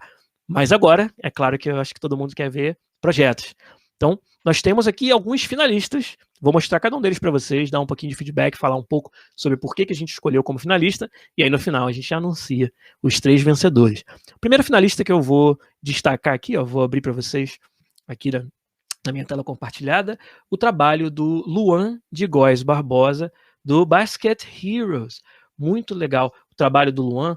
Ele foi, né, um jogo em que tem uma temática de esporte, mas o objetivo é evoluir o seu personagem. Então ele juntou 2 coisas muito poderosas dos jogos de esporte. Lembrando, para quem não estava ontem, o tema da atividade foi jogos de esporte, onde você podia fazer jogos clássicos de esporte, simulação do esporte, mas podia também trazer jogos engraçados, brincando com o esporte, jogos de zoeira do esporte, jogos que misturam esportes diferentes, jogos para quem não gosta de esportes também, né? Então a ideia era exercitar, mesmo que você não seja um fã do esporte, a sua habilidade como designer de desenvolver jogos para esse tipo de perfil de público, né? E aqui, como eu estava falando, o trabalho do Luan foi muito legal em trazer o esporte sendo usado como pano de fundo para uma jornada pessoal, né? E o esporte escolhido aqui no caso foi o basquete, né? E é um jogo que ele fala, é para ser mobile, é para ser leve, é um jogo casual. A ideia dele é que você não precise ter uma grande habilidade nos controles, o que torna o jogo muito mais acessível para uma quantidade muito maior de pessoas. Ele respondeu a várias das nossas perguntas, nós apresentamos, né, uma série de perguntas que a gente pediu para o pessoal responder: quem é o público-alvo, quais são as plataformas, quais são os seus concorrentes, né? E fez um trabalho bem legal aqui, e na parte do diferencial é onde o trabalho dele se destacou e foi trazido como finalista, onde ele fala sobre, né, ser um jogo em que você, apesar do background do esporte, está competindo com o ambiente, né, tá tentando contar uma história de progressão do seu personagem dentro do jogo, que a gente achou muito legal. Então tá de parabéns o Luan de Góes Barbosa no trabalho do Basket Heroes, ficou muito, muito legal. Próximo finalista que a gente vai trazer aqui, deixa eu colocar aqui na tela para vocês, é o trabalho Dodgeball X, do Arthur Giardi, acredito que é o nome dele, não está aqui o nome dele, mas se eu não me engano foi o Arthur Giardi que fez o Dodgeball X. Um jogo de queimada, cara. Muito legal a ideia do Arthur. Ele foi bem fundo aqui no detalhamento que a gente pediu, trouxe, né, eu acho que ele vestiu bastante essa camisa dos esportes como um tipo de jogo onde você pode competir, mas pode também se divertir muito, né? E Queimada é um jogo que acho que todo mundo jogou quando era criança. As regras são simples de entender, mas aí já, né, tem uma certa profundidade suficiente para você fazer um jogo muito legal. Ele criou toda uma ambientação, né? É nos tempos atuais no grande campeonato Dodgeball X, o maior torneio de queimada do mundo, né? E aí criou aqui alguns personagens, ele deu bastante foco nessa caracterização dos personagens, que a gente gostou bastante, e foi além, né? Mostrou, até utilizando gráficos, que foi algo que a gente pediu, né? Olha, uma ideia de jogo, ela é muito mais fácil de ser entendida quando você utiliza de gráficos para passar o seu conceito. Então, ele explica um pouco da regra aqui da queimada, né? Fala do fluxo de jogo, algo que também é muito importante, né? Como que é a jornada desse jogador. Isso aqui é algo que, cara, o que o Arthur fez aqui se parece com o que a gente faz nas empresas de desenvolvimento de games. Quando a gente está fazendo design dos jogos, está usando fluxogramas parecidos com esse, onde tem decisões. O jogador tem mais vidas? Se sim, vai para lá. Se não, vai para cá. E isso tudo é real. Isso aqui é um formato de documentação de design que é utilizado nas empresas e nos jogos. No jogo tão grande quanto o FIFA, a gente utiliza desse tipo de ferramenta. Então foi muito legal ver que ele também se deu o trabalho de argumentar o seu jogo, de trazer, né, um detalhamento muito legal através disso aqui. E como eu pedi também, referências visuais, ele trouxe várias referências muito legais aqui para dar uma ideia, né, do estilo de jogo, o estilo visual, o estilo de câmera, né, detalhamento das mecânicas, ou seja, um trabalho muito completo que o Arthur Giard fez com o Dodgeball X, que a gente também gostou bastante. Parabéns a ele, também foi um finalista da nossa atividade. Vamos ver mais um finalista então aqui, ó. Esse aqui é o Beat Squash da Mini Werneck, uma game designer que trouxe um trabalho bem interessante para nós também, né? É um jogo de ritmo, que mistura o esporte com o ritmo, né? Então ela fala aqui, ó, é muito legal a forma como ela formatou a apresentação do trabalho, em que ela colocou: você é aquela pessoa que adora ouvir uma boa música enquanto faz o seu treino diário? Então esse jogo foi pensado exatamente para você. Ela fez todo o trabalho de pitch mesmo, de venda do jogo, de apresentação e de nos deixar empolgados pro jogo, que eu achei muito legal essa abordagem, né? Dessa forma. E aí foi respondendo as nossas perguntas. Qual é o público-alvo, né? São adultos, são jovens, são adolescentes, fãs de música, fãs de esporte, gostam de jogos single player, de jogos cooperativos. Muito legal de ver aqui. Deixa eu só arrastar para poder ver o chat aqui, para ver o pessoal reagindo.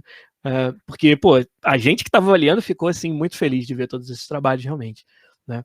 E aí, respondendo as perguntas, plataformas, os competidores, muito importante você saber identificar, e ela identificou competidores que têm muito a ver com o trabalho, né? O gênero também, a ambientação, né? Espaço nas quadras de squash, mecânica, então explicando, né? Você vai usar apenas uma raquete, mas tem a opção de jogar cooperativamente, habilitando mais uma raquete. Então vou jogar aquela partida gostosa de squash multiplayer, muito legal, e usar o ritmo para isso. E de novo, utilizou de recursos gráficos para nos mostrar um pouco mais do detalhe do jogo, que eu achei muito legal. Então, referências visuais também, olha que fantástico, né? Olha como é maneiro o visual que a Mini Werneck escolheu para o jogo dela, que ficou muito, muito, muito legal. Então, meus parabéns, né? Mais uma finalista da nossa atividade. Lembrando que estou falando dos finalistas, alguns deles foram vencedores, mas a gente ainda está revelando. A gente vai revelar lá no final. Mas muito legal aqui o trabalho da Mini Werneck também. Deixa eu ver qual vai ser o próximo.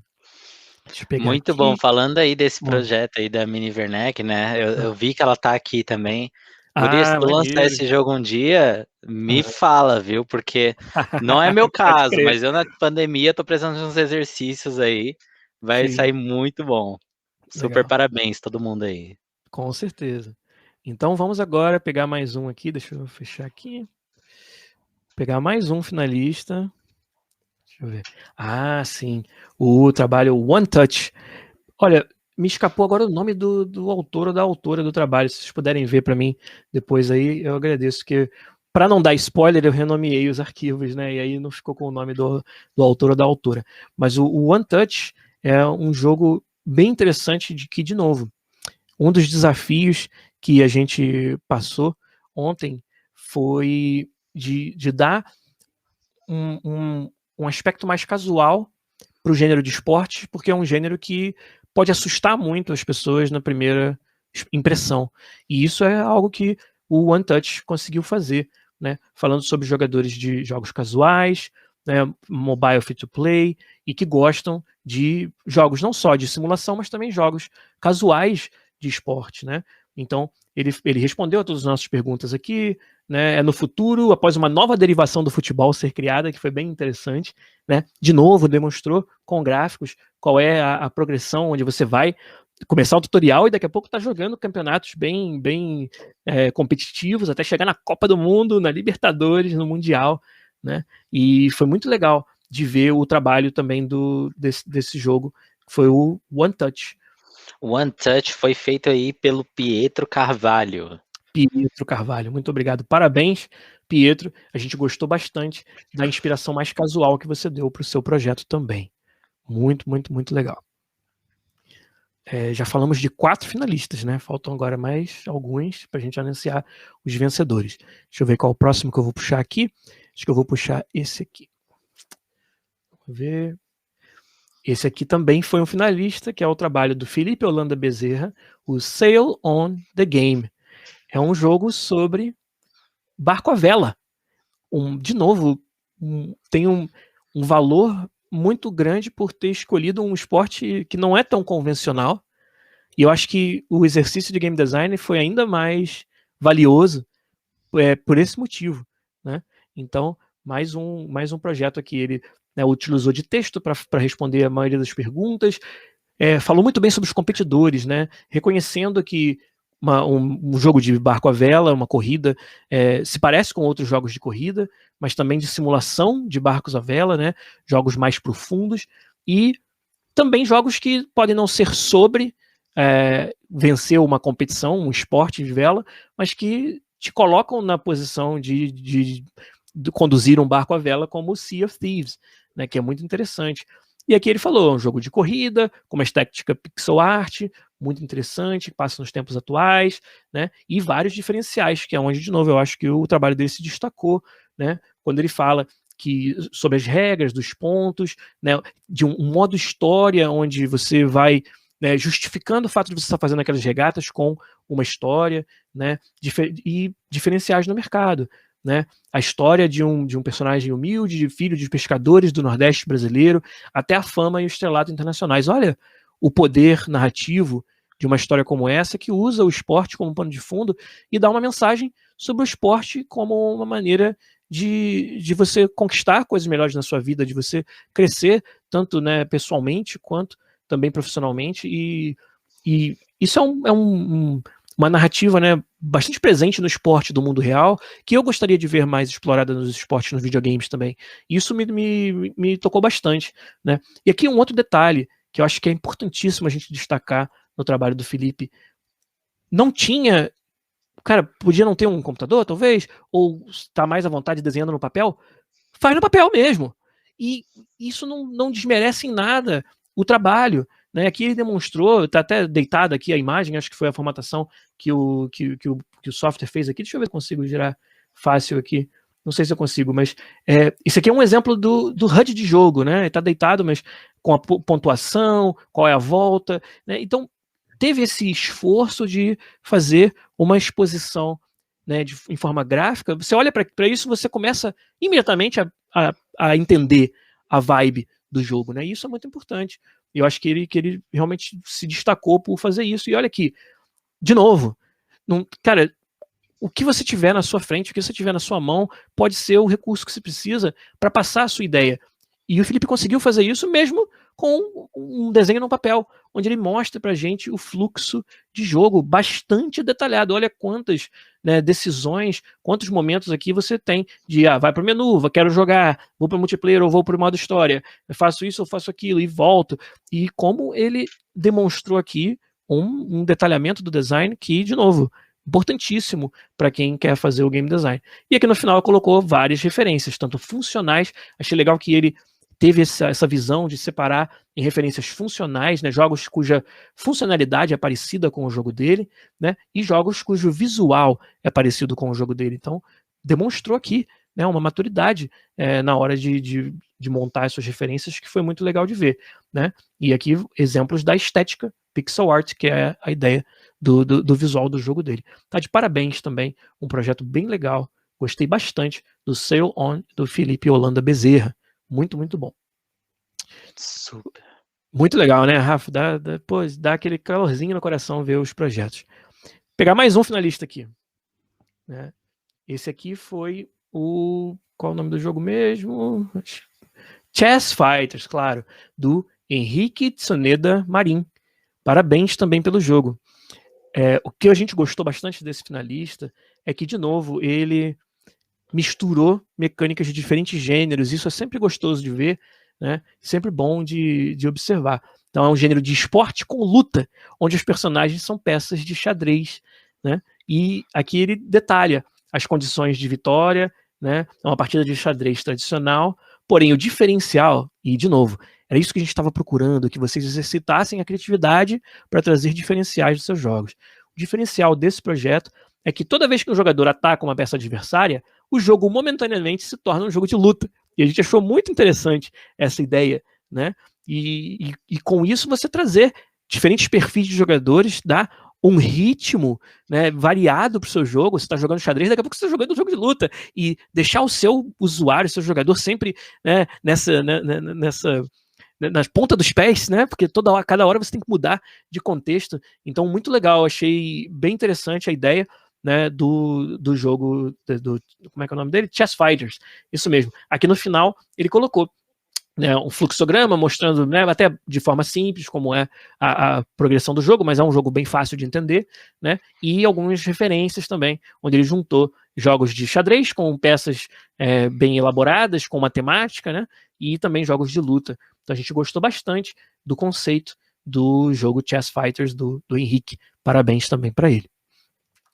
E acho que agora é o nosso último finalista, que é esse aqui. Olha que projeto fantástico. O Eduardo Cortes, ou Cortez, trouxe para a gente o Blind Spot Soccer. E a ideia do Eduardo, que a gente gostou bastante, é de simular o futebol para cegos. Ou seja, não só utilizou a temática do esporte de uma maneira muito legal, mas também pensou na acessibilidade, pensou no potencial que os games têm para inclusão, para trazer a diversão e entretenimento para pessoas que provavelmente em outras mídias têm necessidades especiais, e que nos games a gente tem essa oportunidade de trazer experiências memoráveis para eles e para elas. Então, ele detalhou bastante como é que funciona o Blind Spot Soccer enquanto um jogo que pode ser jogado tanto por pessoas com deficiência visual, quanto pessoas que não têm deficiência visual, e ainda assim, né, o jogo traz mecânicas muito interessantes para todo mundo. Então, o detalhamento dele aqui, eu não sei se está aqui no meio, mas eu posso explicar para vocês. A ideia é que através do som você saiba de onde a bola está vindo, qual a posição da bola, se você está com a posse da bola ou não.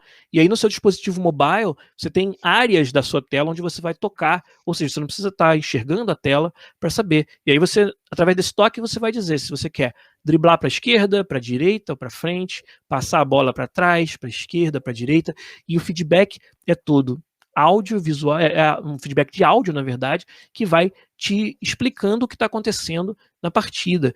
E olha como essa é uma aproximação, uma simulação tão interessante do futebol para cegos, que, é claro, eles precisam utilizar, né, dos seus ouvidos para saber o que está acontecendo. Né, o futebol de cegos, eu não sei se as pessoas conhecem, mas eles colocam um guiso dentro da bola, e aquilo é o suficiente para o jogador perceber aonde está a bola em cada momento, reagir, matar a bola, passar a bola, fazer jogadas, e é impressionante como é interessante isso. E o que mais nos conquistou nesse projeto do Eduardo foi como ele conseguiu traduzir isso para um game mobile, e que pode ser jogado por deficientes visuais. Então a gente gostou bastante do projeto do Eduardo. Aqui fala, né, qual o público-alvo, o modelo de negócios, tudo isso ele fez, todo esse detalhamento. A gente não precisa entrar no detalhe, é bastante extenso. Ele foi muito a fundo na ideia dele, trouxe um fluxograma, mesmo que não tenha sido no formato gráfico, mas que dá para você entender cada uma das telas para as quais você está indo, muito detalhamento, né? E olha, o conceito do Blind Spot Soccer também nos cativou bastante, e acho que é grande merecedor de ser um dos nossos finalistas. Com certeza. E uma coisa bem legal que o Emanuel falou, lembrem-se, galera, valeu a experiência aí de todo mundo, e esse é só o início da jornada, né? A gente vai ter muito mais oportunidades aí no futuro para todo mundo, né? Enviar um trabalho legal aí, quem sabe ser o finalista ou um vencedor também, né? Então, Exatamente. super parabéns aí para todo mundo, não só os finalistas aí que a gente pôde mostrar aqui para vocês hoje, tá Exatamente. Bom? Então, acabou, né, Rafa? Precisa fazer mais nada, né? Tá tudo certo? Ou será acabou, que faltou? acho que acabou, né? Será que faltou anunciar desses finalistas quem são os nossos 3 vencedores do webinar intensivo com a Mentorama e com o Giliar Lopes aqui? Então, tambores virtuais tocando, os nossos vencedores, projetos que realmente nos chamaram mais atenção são o Blind Spot Soccer, do Eduardo Cortez. Meus parabéns, esse projeto, como eu acabei de falar, foi fantástico. E também, vencedor da nossa atividade foi o Felipe Holanda Bezerra, com o Sail On, o seu jogo de regata. E também outro vencedor, terceiro vencedor aqui, em ordem completamente aleatória, nós gostamos muito dos 3 projetos, foi o Arthur Giardi com o Dodgeball X, o jogo de queimada. Olha, meus parabéns, gente. Parabéns a vocês, parabéns aos outros finalistas, parabéns a todo mundo que participou. Como eu falei lá no começo, e a gente comentou em off aqui antes de começar o evento, como foi legal. Cara, foi legal ver as suas ideias, ver os seus projetos, os seus finalistas, mas como foi recompensador ver todos vocês trabalhando juntos, se ajudando, interagindo, criando realmente uma comunidade em torno dessa nossa paixão pelos jogos, pelo game design. Tomara que todo mundo tenha curtido ser um game designer por um dia. Parabéns aí aos vencedores, Eduardo, Felipe, o Arthur. Seus trabalhos foram realmente fantásticos. Obrigado mais uma vez. E é contigo agora, Rafa. Com certeza. Parabéns aí, galera. Parabéns, Eduardo, Felipe, Arthur, todos aí que dedicaram, né, um tempo para realizar essas tarefas. Meus muito parabéns. Eu adorei aí estar com vocês ontem e hoje, né? Foi super especial. Meninos, Eduardo, Felipe e Arthur, podem ficar tranquilos. A nossa equipe de suporte aí do aluno vai entrar em contato com vocês, tá? Para poder auxiliar vocês aí, explicar qualquer dúvida que vocês tenham, tá bom? Então é só ficar atento aí no WhatsApp de vocês, no telefone para a gente ligar, no e-mail. A gente vai entrar em contato aí para conversar com vocês, beleza? Bora lá então para o nosso Q&A, né? Vamos ver aqui as perguntinhas aí do nosso finalzinho de webinar, né? Para a galera aí, para a gente ver aqui. Vamos lá, começando aí com a pergunta do Edson. Pergunta que eu fiz ontem, não dá tempo de responder. Olha só, dá tempo hoje. Perfeito, então. Vamos lá. Giliardi, você já conheceu algum game designer que iniciou depois dos 40 anos e se tornou famoso na área? Se não, vou ter que ser o primeiro. É isso aí. Essa que tem que ser a atitude mesmo, Edson. Olha, eu conheço sim. Não sei o que é se tornar famoso, né? Acho que game designers famosos não tem tantos por aí assim. Mas eu tenho um colega dentro da EA, né? O Sean Paget. Ele é inglês, ele é gaulês, na verdade. Foi jogador profissional de futebol. Não chegou assim nas maiores ligas do mundo, mas jogou profissionalmente futebol, que já é, né, um feito muito, muito grande. E aí descobriu, depois que terminou sua carreira, depois dos 40, que ele podia aproveitar esse conhecimento do futebol como game designer, e hoje é um dos designers da série FIFA aqui na EA, começou depois dos 40 anos. E eu acho que mesmo independente desse background do futebol que o Sean teve ou não, e falando de uma forma mais geral, a nossa indústria de games, uma das melhores características dela é que ela é muito inclusiva, ela não tem nenhum motivo pelo qual a sua idade possa limitar o que você pode fazer e aonde você pode chegar. Eu não conheço aqui nenhum cargo, nenhuma entrevista de emprego que nós fizemos em que a idade do candidato ou da candidata sequer foi um fator considerado. Então, acho que se você realmente quiser, realmente tiver essa oportunidade de estudar, de conhecer mais sobre a área e procurar uma carreira, e eu não vejo motivo nenhum, tenha você 20, 30 ou 40 anos, porque você não possa começar, realizar esse sonho e, quem sabe, aí construir uma carreira de bastante sucesso dentro dos games. Não tem nada que te impeça, não. Muito bom. Então, Edson, respondido aí. Espero, então, ver você em breve aí, né, começando a carreira, com trabalhos super legais para apresentar para a gente aí no futuro também. Vamos lá para o Wagner, então ele perguntou, sou de São Gonçalo e tá difícil conseguir vaga nos estúdios do RJ. Qual a sua dica para entrar no mercado de forma indie? Contar o segredo para você, Wagner. Eu nasci em São Gonçalo também. Eu sou do bairro do Colubandê, lá no município de São Gonçalo, no estado do Rio. E depois mudei para Niterói, fiz faculdade em Niterói, e aí vim aí para Floripa e agora Vancouver, mas tenho saudade da minha terrinha lá também.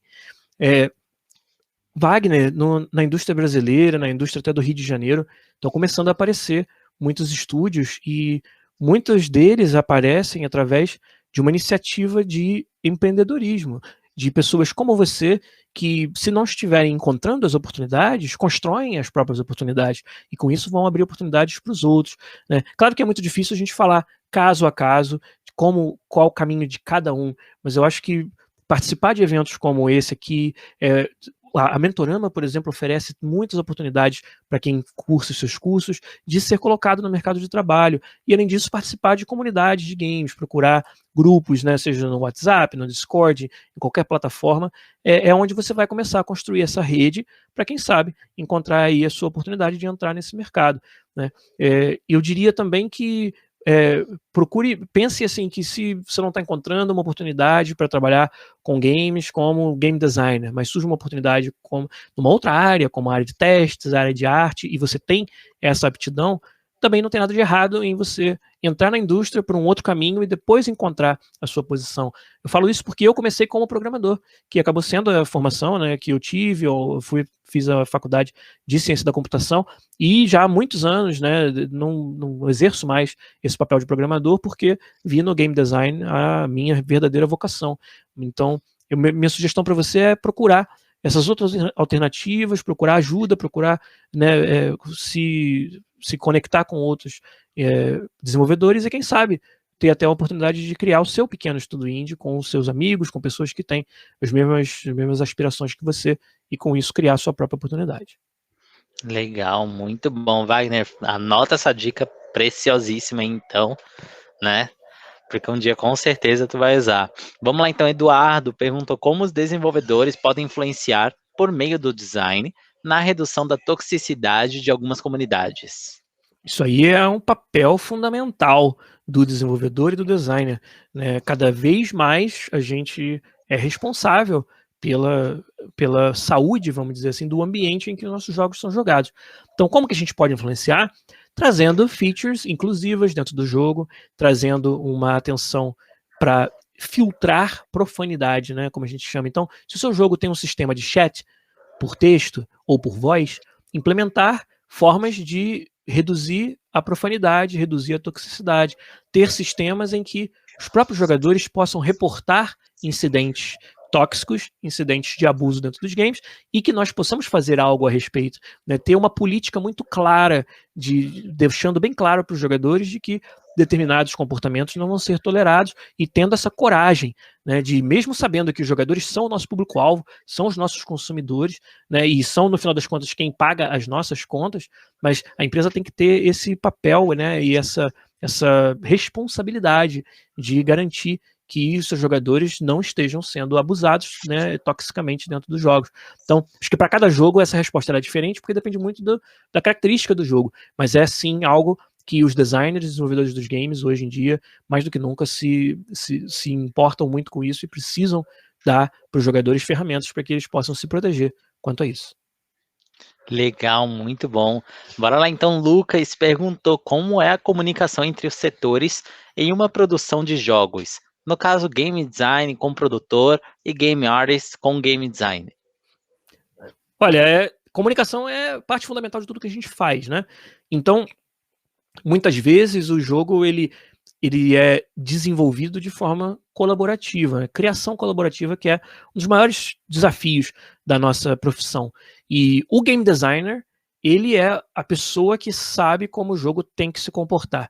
Então ele vai conversar com o artista, dando essa visão de como o jogo tem que ser. Então, se o artista desenvolveu sei lá, um cenário, né, e o level designer foi lá e o cenário não está suportando bem as features do jogo, é um jogo de plataforma, só que as plataformas estão muito longe umas das outras, ou muito perto, né, ou não está bem ajustado para as mecânicas de jogo. O game designer vai lembrar aos outros desenvolvedores qual é a visão, como o jogo deve funcionar, e com isso vai fazer com que eles ajustem para que fique do jeito que foi desenhado originalmente. Os produtores, que têm um papel bastante de gerência do projeto, de supervisão do jogo, o game designer ele vai estar dando para o produtor esse detalhamento do design.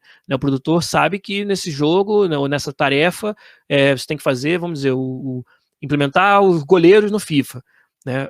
O game designer é que vai dizer com detalhes como o goleiro tem que se comportar, o que rege as reações do goleiro no jogo. Esse detalhamento não é dado pelo produtor, é dado pelo game designer. E com isso você precisa ser muito capaz não só de criar, mas também de comunicar tudo isso, porque não é você que vai estar implementando tudo, né? Pelo contrário, você vai estar trabalhando com um time amplo aí de diferentes habilidades, diferentes áreas, e por isso que eu sempre falei ontem, falei hoje, criação e comunicação. Esses são os grandes pilares da atuação do game designer e eles são igualmente importantes, né? E quanto mais a gente, enquanto game designer, trabalhar a comunicação, mais preparado a gente vai estar para poder atuar em conjunto e fazer jogos em grupos, em times grandes de pessoas aí.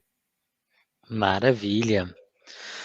Vinícius perguntou uma pergunta um pouquinho mais longa aí. Vocês acham que o streaming de jogos pode afetar os desenvolvedores indies, forçando muito a dependerem de se introduzirem na parceria com as grandes empresas para conseguir retorno devido ao preço? Vai reduzir muito o potencial de retorno financeiro para os desenvolvedores que não entrem para uma publisher ou game developer com marca. O que você acha? A pergunta do Vinícius, ela é bem recente, né?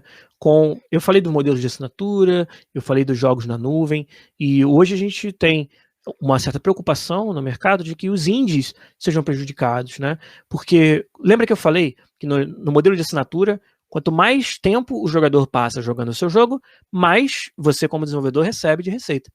E os jogos que são curtos, como é que ficam?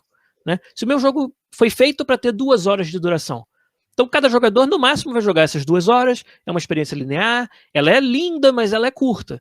E com isso eu vou ficar prejudicado na minha receita por eu ter decidido fazer um jogo desse tamanho. Eu acho que o componente que as pessoas não estão vendo disso tudo é o quanto os modelos de assinatura dão de visibilidade para esses jogos indie, o quanto eles ajudam que o seu jogo seja descoberto. Né? Eu fiz um episódio do podcast só sobre isso, só sobre modelos de negócio e falei muito sobre essa pergunta, né? Respondi com muito mais detalhe lá, eu não vou lembrar agora, faz uns 5 ou 6 episódios, mas se você procurar lá no podcast.com.br, um episódio sobre modelos de negócio na indústria de games, vai ter uma resposta mais completa. Mas o resumo é esse, que eu acho que o que compensa o fato do jogo indie ser mais curto é o fato de que o modelo de assinatura faz o seu jogo ser descoberto por mais pessoas. O fato dele estar lá, já disponível na biblioteca, eu já paguei, entre aspas, para jogar esse jogo, porque eu paguei a minha assinatura, então é tão fácil quanto apertar um botão, baixar e jogar. Isso é uma ferramenta de descoberta de jogos muito mais poderosa do que as pessoas imaginam.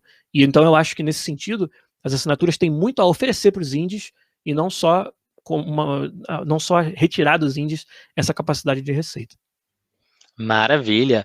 Bora lá então para nossa última pergunta, que é da Mariana. Giliard, por favor, qual leitura, né, autores, livros, artigos, você indica aí para aprofundarmos o conhecimento nessa parte de perfis de jogadores? Muito bom. Eu citei o nome do pesquisador e do desenvolvedor que formulou pela primeira vez esse modelo, que foi o Richard Bartle. Né? Então, se você procurar arquétipos de jogadores, tipos de jogadores, e colocar o nome dele, Richard Bartle, você vai encontrar já muito material na própria internet, né, de gratuito para você, onde várias pessoas estenderam ainda mais esse modelo do Bartle dos perfis de jogadores. E em termos de livros, você tem livros que dedicam capítulos inteiros a esse assunto, né? Então eu poderia recomendar para você o livro do Jesse Shell, que é o Game Design, um livro de lentes, né, um Book of Lenses, que toca em vários outros assuntos, e um deles é os arquétipos de jogadores, né? O The Art of Game Design, que foi o Rafael que colocou aí no nosso chat também. Esse é o livro do Jesse Shell, na verdade, né? The Art of Game Design, a Book of Lenses. Então, esse é uma indicação que eu poderia te dar para se aprofundar. Mas acho que também, cara, tem muito material na própria internet que você vai encontrar só procurando por esse assunto, que já vai te dar uma boa profundidade. Com certeza. Valeu aí pela dica, né? Muito bom aí, que a galera, toda vez que a gente tá aqui, né, sempre tem perguntas aí super diferentes. As perguntas são super legal fantásticas. Nossa galera é de alto nível, cara, que assiste a gente aqui. É bem Com legal certeza. de ver as perguntas que eles fazem. Ó, meus orgulhos. Bora lá, galera. Muito obrigado, então, tá? Por ontem, por hoje, por sempre estarem aqui com a gente. Não só nos webinars, né, que eu apresento aqui com os queridíssimos convidados, mas também nos nossos outros webinars que a galera curte aí programação, design, a galera curte aí também marketing, né, que é a nossa nova área. Em breve a gente vai ter muito webinar legal aí também para vocês, tá bom? Então, muito obrigado a todo mundo aí. Sigam a Mentorama nas redes sociais, tá? lá no LinkedIn para vocês acompanharem as nossas vagas, acompanharem as novidades, acompanharem também os próximos webinars. Nosso Instagram tem muita coisa legal, como lives exclusivas, entrevistas também, anúncios dos próximos webinars, todos os links lá para vocês se inscreverem. Nosso Facebook também tem bastante novidade legal. E o nosso canal do YouTube, né? Não deixem de conferir para vocês poderem assistirem também os outros webinars aí que a gente já teve e os futuros webinars também com a gente, tá bom? Muito obrigado para todo mundo. Giliard, um prazer imenso ter você aqui com a gente sempre. Aproveita aí, então, né, mandar aquele abração para a galera do podcast na área, e também colocar aí suas redes sociais para a galera te seguir. Valeu. Rafa, brigadão mais uma vez pelo seu apoio, toda a equipe da Mentorama, que o pessoal não vê, mas que está ali nos bastidores, meu parceirão Arthur, que ajudou tanto nesse trabalho nosso de 2 dias aí, foi super legal, muito recompensador, tudo isso que eu falei sobre o quão orgulhoso eu tô da nossa galera, da forma como eles participaram da atividade, do coração mesmo que eu falo. Agora, quem quiser conversar mais sobre games, né, conhecer um pouco mais da indústria, eu convido a vocês a conhecerem o podcast, como o Rafa falou, o meu podcast sobre games e desenvolvimento, que toda semana, às quintas-feiras, ou seja, amanhã, tem live às 10h30 no nosso Twitch, tá ali, PodquestBR no Twitch, a gente faz a live gravando o podcast ao vivo e depois ele sai em todos os agregadores de podcast. E quem curtiu essa dinâmica de participar de uma comunidade de desenvolvimento de games, de ter o seu jogo avaliado por seus colegas, eu também convido a participar do nosso Discord. Tá aí o link, ó, discord.link/podcast. Olha, já estamos chegando a 1.500 membros, um Discord, um servidor bem grande, só com aspirantes a desenvolvedores de games, profissionais, muita gente graúda que já trabalha com games. É claro que eu tô lá também interagindo todo dia com a galera do nosso Discord. Então convido a todos que acompanharam a gente a também entrar lá e fazer parte dessa grande comunidade de desenvolvimento dos games, que é, como a gente falou aqui, muito generosa, muito legal de participar. Gente, obrigado, eu sempre agradeço a Mentorama pelo espaço. Mais uma vez, é sempre legal trazer game design, desenvolvimento de games para essa galera toda. E obrigado a você, Rafa, também, pela nossa parceria. Com certeza vamos fazer muitos outros webinars, muitos outros intensivos, porque essa experiência foi realmente fantástica, então eu quero muito poder voltar a fazê-la junto de vocês aqui. Obrigado mais uma vez, boa noite para todo mundo aí, tchau. Tchau, tchau, pessoal, muito obrigado de novo aí, vejo vocês no próximo webinar aí, no próximo intensivo também, fica de olho nas novidades que a gente tem aí para todo mundo, tá bom? Grande beijo, tchau, tchau. Valeu!